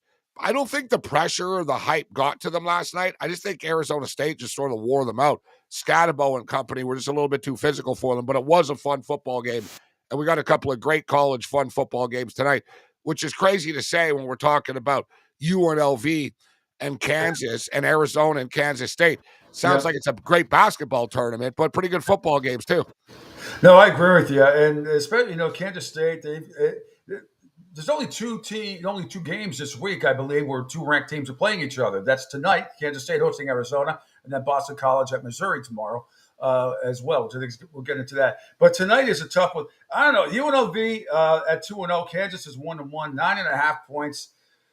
You've studied that game a lot more than I have. I have a thought on Kansas State and Arizona, but you got some action on both these games tonight? I don't really know what I'm missing here with this spread and this number that continuously keeps going up. I keep looking for like an injury, a key injury that I'm missing with UNLV. UNLV are a good football team. People don't really realize it nationally. I think they're starting to a little bit, but they have such a bad reputation that they still have work to do. But this is a very impressive team. Odom did a great job last year. We have a bowl. I think what it is, it's a bowl rematch. Yeah. And the game's on the road. I personally think the Jayhawks are overrated. All right. Just point blank. They can be good. Their offense is pretty good sometimes. Daniels hasn't really been the same player since the injury. We hear, he's a great quarterback, and I like him. He's not the same player as he was before. He's been hurt so many times. It just doesn't seem to be in the same rhythm. 3 touchdowns and 4 interceptions this year. He's looked mediocre at best. And they played Lindenwood once, right? And they didn't cover that game. And I'm not going to hold it against them. It is what it is. They were like 44, 48. It was bouncing around, but they wouldn't have covered any of the numbers. I think it was like 45-6 or something in the end. You don't want to judge a team too much, but okay. And then you went on the road and you lost to Illinois. I'll tell you what, this UNLV team, they have very good skill position players. Their wide receivers are really good. They got a quarterback from Holy Cross that's getting it done for them. They're quicker. They're a little bit bigger than they used to be. They're extremely well coached, and they've shown they can win on the road. The Houston Cougars aren't the old Jack Party, Andre Ware days. But I tell you what, it's still a Houston Cougars. UNLV went in there and beat them easily and convincingly in week 1. I think we got a track meet tonight that comes down to the wire. And I think both games are a track meet. I think it's going to be a high-scoring game tonight, UNLV. If you don't want to bet a side, I think the over is the best bet in this game, but I think UNLV can hang within the 9.5. And the same thing with Kansas State again. 2 undefeated teams, Kansas State and Arizona going at it tonight. A 7-point head start for Arizona if you're going that way. But you think this could be a track meet too with the total at 61? Two quarterbacks that aren't going to win the Heisman, but are sort of lingering around as far as the Heisman race is concerned. And another instance, I said, I don't think people realize how good UNLV is. I don't know if people realize just how good the quarterback from Arizona actually truthfully is. Oh, he's awesome. Like Fifita, this guy can single-handedly keep you in games. He's one of the best college quarterbacks in the game. Forget about his NFL draft stock or anything. From a college perspective, he's as good as it comes almost. They haven't missed a beat offensively with the coaching change. You look at McMillan, we got a wide receiver that's projected to be a top 10 pick in the NFL draft. I sort of get the feeling, and that they're going to wear them out. That they wear them out in this football game a bit, K-State, with their physicality and just punishing ground game over and over. But I think Arizona's offensive skill players are good enough to keep them in this game. And I think we have another game that's going to be a close game, comes down to the wire. I don't think home field advantage means as much as it used to in college. We know it doesn't in the NFL. Odds makers used to automatically add 3 points, guys. Now they add 1.5, okay? You know, like some teams are 0.8. But I think you'll notice here, Pete, in college, I don't know, did it freak Cal out to go into Auburn last week and beat them outright? No. Oh, that sucked. I had that as my best bet of the week. Was I Texas phased by 110,000 people in Michigan? No. Right? We can go on and on. Was Arizona State phased? Like, it's going to to be wild in San Marcos. Okay. Miami in the swamp a couple weeks ago. Yep. Miami in the swamp a couple of weeks. We can go on and on. Yep. I'm not saying home field advantage doesn't mean anything anymore, but I think it means less and less and less, even in the college world now. A couple more college games before we get to the NFL. I think an intriguing matchup. I'm not saying I always do my picks before you come on, so people don't think I'm copying you or anything like that. My underdog of the week, and for me, when I do my underdog of the week, one game, either college or pro, that I think that team has to win outright or I lose. I'm going to go with the Florida Gators this week plus 3.5. I don't feel great about it, but I got to figure that entire team knows that Billy Napier is getting canned if they don't win this game. Now, maybe some of the players want him canned. Who knows? I think you should go with the freshman. You should play a lot more than Graham Mertz, who looks lost out there. But anyway, it's a very fascinating game, and I can't wait to watch SEC Network with Spurrier is going to be there and Tebow and everybody else trying to tell everybody, again, what a great coach Bill Napier is. And he's just out of his league. But can the Florida Gators redeem themselves a little bit? Can they win? Can they win at the 3.5-point underdogs? Is this a game you would even touch, Gabe, or you just say, we'll just see how that plays out? Yeah, you know what? I'm still upset that I took the Gators a couple of weeks ago when I was in Vegas against the Miami Hurricanes. Let's give credit to the Canes. I think, Cam Ward might be that good, so we'll give him a little bit of a pass. But at the same point in time, if you're Billy Napier, and I have Brent Beard on. He's out of Jacksonville, First Coast News, Heisman Trophy voter. He speaks at the Gator Club, so I talk a lot of Gator football on my show too. And this, guys, like the Gator boosters, Gator alum, the administration have been pretty patient with Napier, right? He wasn't really on the hot seat before too much, but he's not doing himself any favors by picking fights with fans. Yes, right? And his combativeness in the press conferences, dude, don't call. You know what I mean? Don't you want to pick a war with the fans? That's not smart. Like they'll type away and they'll run your ass out of town. So we already kind of know he's a dead man walking, so to speak. But how about Texas A&M? I just can't trust them. No. I agree with you with the Florida offense. It's surprising, but it seemed that the change of quarterback provides a little bit of a spark. And Texas A&M guys have lost 10 consecutive road games. They can't win on the road this year. And the Swamp still is one of the tougher places to play, no matter what Cam Ward says. So one last time, but I tell you what, Pete, this is the last time we're trusting the Gators. Well, I got to tell you, we're only getting 3 now too, but this is it. But I will take the Gators plus 3. It was interesting yesterday on Feinbaum's show, and I forget his first name, but he's reported the time with him all the time. His last name's Mitchell. He's close to the game. He came flat out and said that they have the buyout money ready.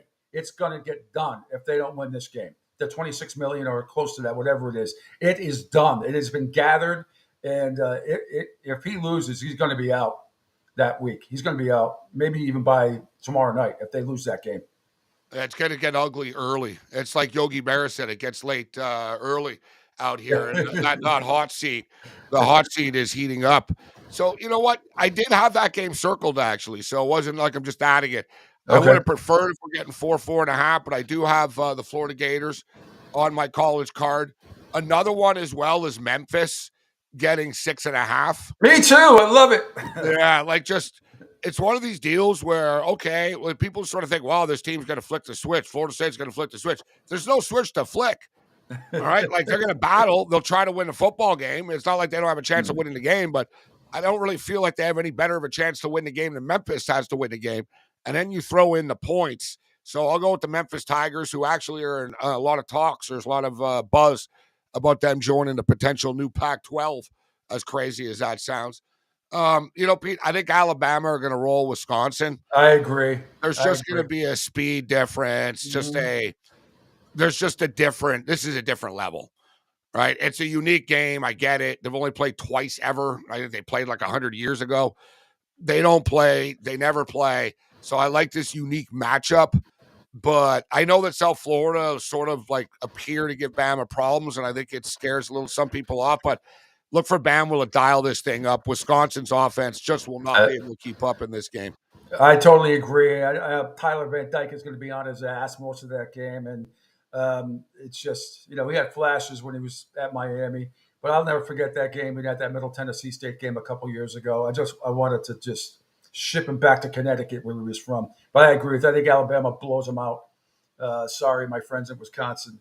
Another intriguing game I thought before we get to the pros. Indiana -3 at the Rose Bowl, where they've only played like once before, and they've never played UCLA. I know UCLA is not a great, but UCLA +3, Indiana. I mean, come on. I mean, how can it? I don't get it. I know UCLA hasn't played great this year, but Indiana's going to go to the Rose Bowl -3. I love UCLA in that game. How do you feel about it? It's a tricky game, this one. As you stated, how good are Indiana the real deal? I think they kind of are. So, with Indiana, of course, they have Cignetti, the coach of James Madison, and he's got some talent to work with. I'll tell you what, Curtis Rourke is the quarterback of Indiana. His brother Nate was a quarterback with the Ohio Bobcats, now a star in the Canadian Football League in the CFL. Mm-hmm. Remember, so Nate Rourke, he was with the Pats, Giants, sort of kicked around the last 2 years. Yep. Third string, practice roster, trying to stick in the National Football League.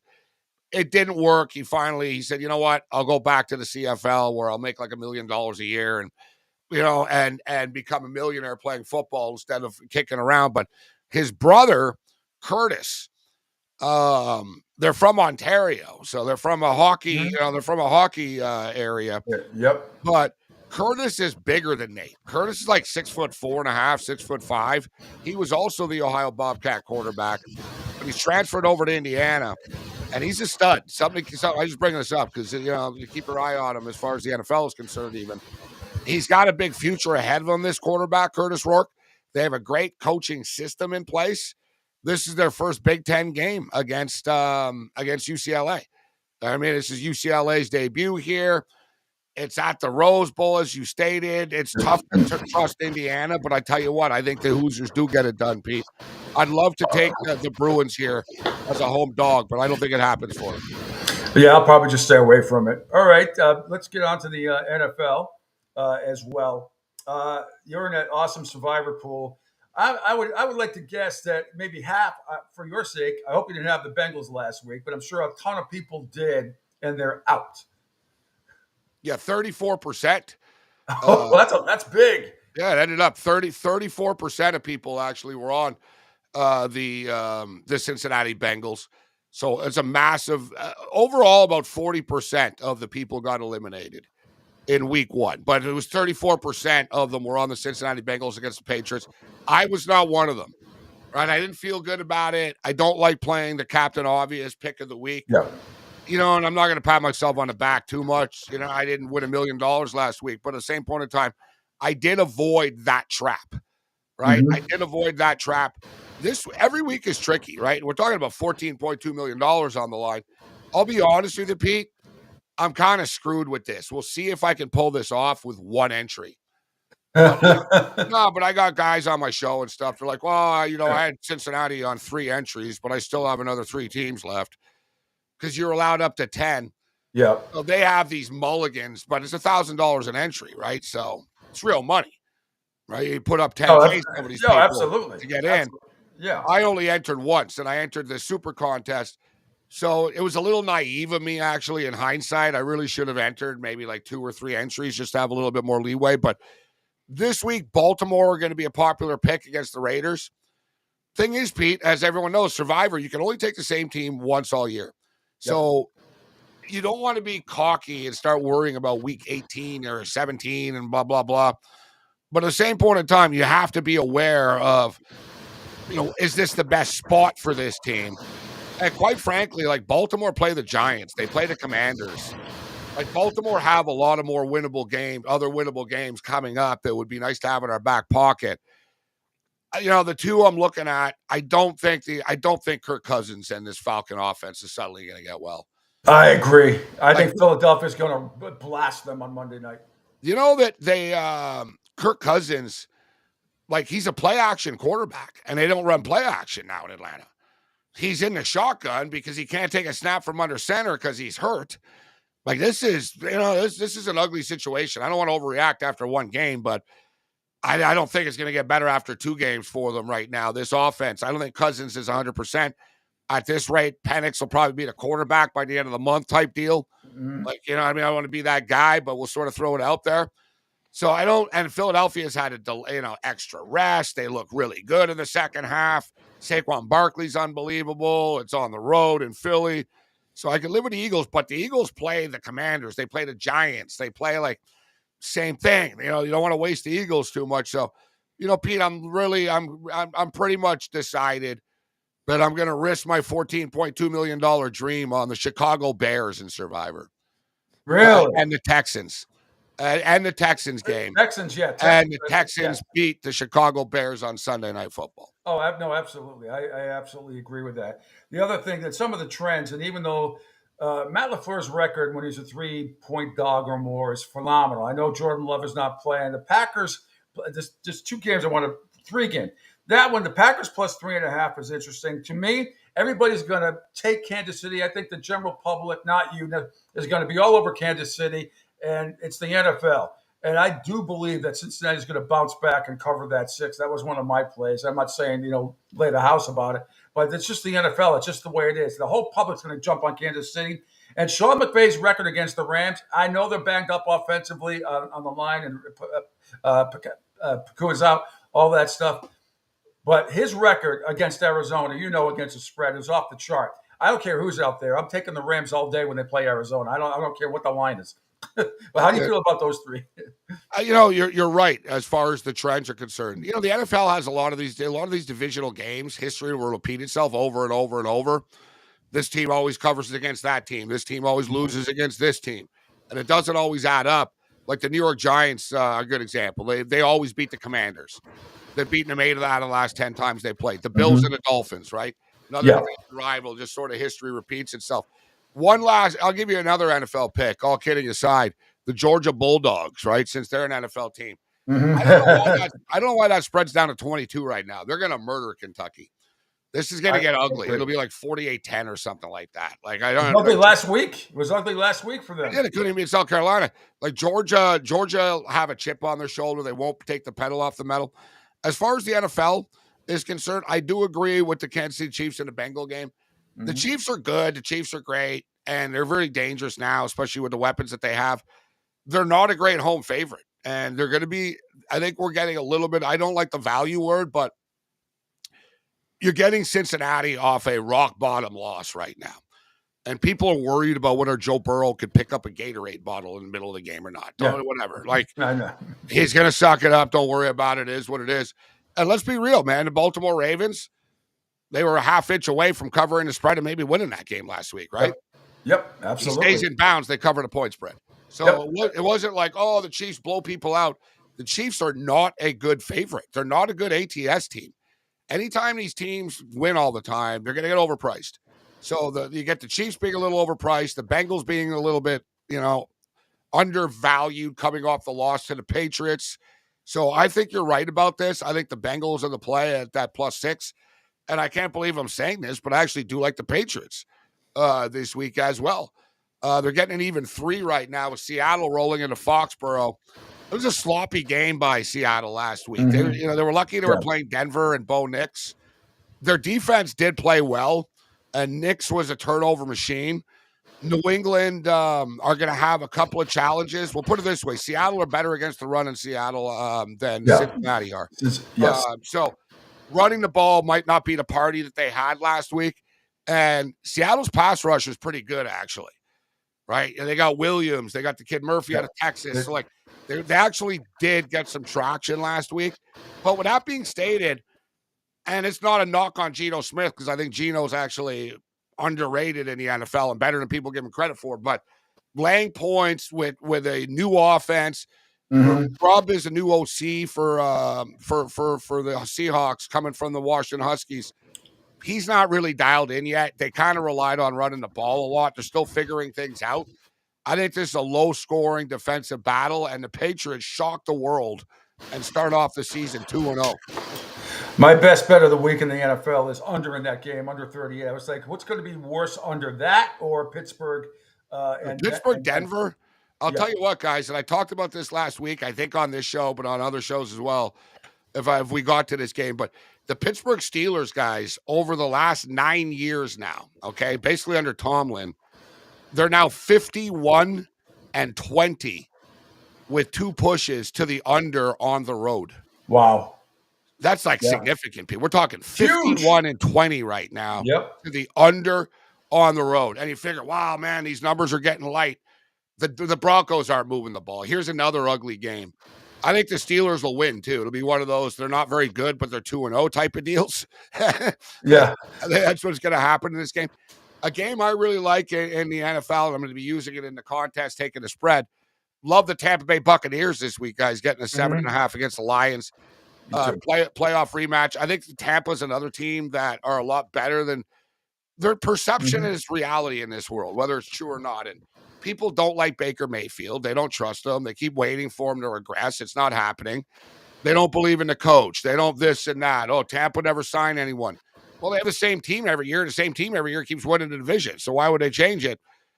I think this game comes down to the wire. I think the Lions, we're talking a lot about being overpriced. I think the Lions, they're good, but it doesn't mean they're going to cover the spread every week and beat everybody by 8. Buccaneers plus the points and a track meet. The game goes over the number.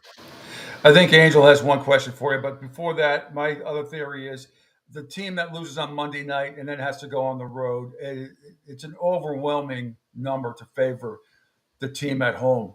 This fits the Jets, who I hate anyway, but I really like Tennessee +4 at home. And I would say that about any team. I just think the Monday night loser that has to go on the road on a short week usually doesn't play particularly well the following week. So I'm going with Tennessee. You buying that logic? I'm going to stay away from this game. I don't really trust the Titans, and I don't trust the Jets. I thought Aaron Rodgers, I thought he looked all right, actually, as far as, in hindsight, it really wasn't about them winning, right? I mean, the guy hasn't played in 2 years. He played 4 snaps or whatever in 2 years. So him, I actually believe him when he said, you know what, I felt pretty good. I wasn't really held back too much, and, give me a couple of weeks to get into a rhythm. I buy into that, but at the same point in time, I also buy in that Robert Salah is in over his head as a head coach. Yes. Right? He's not, you could just see it. He's in over his head, right? He's not a head coach. He's a defensive coordinator, and he's a disaster in the press conferences. He's a deer in the headlights during the games. He's a raw guy, but you can only go so far with the raw stuff. And Nate Hackett's an idiot. Let's just call it off what it is. The guy's one of the worst offensive players. You know what I think the worst 2 OCs are, like almost ever? Nate Hackett and Todd Monken. Oh, Monken, bro, this guy is it's like Dirk Cutter, man. This guy's been brought into the NFL to kill offenses. Like his brother is good. The was it Jeff? The one, it's like good and bad, right? There's good, and bad, good and bad. Yep. Good Monken, Army Monken. Good call as coach. Trust him. Good coach. Todd Monken somehow is some guy that he's in the club. Well, we'll bring in Todd Monken as the OC. Why? What has he ever done? Why? Angel's got a question for you before we let you go. By the way, Joey B says Gabe should be a character on Breaking Bad. Badass. Love when he's on the show. Appreciate it. Angel, what do you got? Gabe, since first of all, thanks for coming on the show again and seeing what happened to Tua yesterday. And then you got Jaden Daniels last week. For whatever reason, at chin strap, he didn't want to tighten it down. And then his helmet looks like a bobblehead as he's running. Would this effectively wake up Jaden Daniels to say, hey, I better tighten this up because concussions, they come fast and furious? Yeah, I tell you what, Angels, one thing we all saw Quinn say, we told him you can't do this. We just, you can't, you're not going to survive. And he was freaked out after one game. It's a problem. If you guys watched him as you did in LSU, he runs very upright. Yep. As you stated, he's like a giraffe. He looks like a giraffe. And it's like someone's got to tell him, get lower. Like you can't run this upright way. And even though he's not small, you know what I mean? It's like, oh, he's got to put on weight or what. He is and he isn't, right? He's very lean. So he's got a very hittable body. I know that Kyler Murray got hurt. Kyler Murray doesn't get hurt because of getting hit. Kyler Murray got hurt, his shoulder hurt, you know what I mean? And the cuff and this and that. But it wasn't really because, he got lit up and he gets hurt. like you'll notice some quarterbacks are good at not getting hit, right? They understand, like, okay, I'm gonna get hit. This is how you roll with it. Like, sort of like Tua has to learn how to get tackled still. Like point blank, like Tua getting hurt last night, guys. He wasn't hit that hard, man. No, he wasn't. You can't go head first. Like it wasn't even a headshot. You get hit with a shoulder, and you go flying, and you hit your head. Like, dude, to me, he looks punch drunk, Tua. And I'm not an anti-Tua guy, but the glossy eyes, Angel, it's almost scary. He's like a UFC fighter. Even a UFC, guys, you can only be kicked in the head and knocked out so many times before even Dana White goes, listen, it's getting dangerous for you. Right. Right. And that's usually like 4 times. You get knocked out once, or you're back. Knocked out again, you're a little jarred. Once you start getting knocked out the third, the fourth time, the fifth time, you're just becoming a tomato can. And you have significant chance of brain damage every time, more and more. I know Tua doesn't want to hear this when people say, oh, you should, you have decisions to make. But if I'm his family, I mean, guys, he was shaking again last night for a second there. Yep. Right? You saw him. No question. It's like, if you're his wife, you're his kids, I don't even know his Sid's marital situation. I mean, your people around him, it almost has to be, listen, we're rich. You live to dream. We'll never have to, no one in our family will ever work again let's just kick back and it's done, bro. Like, what are you risking this for? No one cares about you in the big picture. You're just a piece of meat to them. So I hate to say that, but I am a little concerned for him. I've been saying this for years, though, guys, and I know and last night is a good example of it. He dove head first, so it wasn't the old slide, but the modern quarterback sliding is more dangerous than just getting hit, man, unless you're because you're putting your head, so you're so vulnerable, Pete and Angel. I just don't understand it, but I agree. But as far as Daniels is concerned, it is a concern. He's going to get lit up and killed as well, and Washington know this. But I like Daniels, exciting player, and you want to talk about a train wreck of a football game. There's you want to be in a hot seat. Wait, if Dable and the Giants lose this one, oh boy! I don't know if their team bus will make it back to the Meadowlands. Okay, man. Thanks so much. We can find you on Sports Grid. What else can I plug for you? You plug away. You're all over the place. Sirius XM channel 159, Sports Grid Radio and Television Networks. As you stated, we're pretty much we're on a lot of apps. Our time and our schedule is kind of whacked. We're all over the place, but we're on 6 nights a week. So go to Twitter X at Sport Trades. You get my links to all my shows and my picks, and I'll post a hell of a lot more picks today, tomorrow, and over the weekend. Gabe, thanks so much. You're the man. Always a pleasure, my friend. Have a great week, and good luck in the Survivor Pool. I'm sure you're going to do well this weekend. Hey, thanks, Pete. Thanks, Angel. Good luck, guys. Thanks. Thanks, Gabe. All right. Talk to you soon. There he is, Gabe Morency, Sports Rage. Outstanding. Gotta love him. And he needs to, we need to have a Netflix special or a series with Gabe. Gabe, awesome. You know what Gabe needs? He needs, you know how you go down the road and there's the digital billboard, even though you're not supposed to technically look at it when you're driving. There needs to be a loudspeaker with Gabe on there. And it's always slow. So when people are driving by, it's like, that's Gabe. And then just get to the next billboard. Where was Gabe again? Damn, I missed it. That's what Gabe needs. Well, the listeners love him. We got a lot of comments about him. So, all right. Let me just update the poll real quick before we get out of here. I'm going to get it. Where's my music? I sent out a poll earlier today.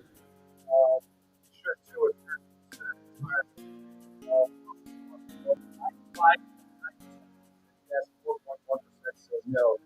Andrew, you coming up with your show? I know but Gabe's worth it. What's coming up if you're doing your show, and what's coming up on the network for the rest of the day? Coming up, we'll be recapping USF women's volleyball, women's soccer as they were on the road. Good night, even though they do a draw at USF as far as for the women. Volleyball did really well, so we'll talk about that coming up at 10 o'clock. And along with the NFL, probably get into, again, a little bit with Tua. Our weekly picks with Gaspam Guy, Fuji, Rick Marcus, and a few others. Awesome. And then some, whatever the latest is going on. So, yeah, there's a lot of stuff going on there. And then, of course, this afternoon will be the Drive with Q from 3 to 5 p.m. So it's a huge Football Friday, as always, here on the network. Awesome. Thanks, everything that you did this week, Angel. Good stuff. I will be in touch. We're hopefully going to have a couple new sponsors on Monday, or if not Tuesday, whatever. Some really good things happening here in the Coastal Sports Network. I am Pete, and I will be back Monday at 7 a.m. Stay tuned for Angel Martinez and Company coming up next here on the Coastal Sports Network. I'll be back Monday at 7 a.m. Bye.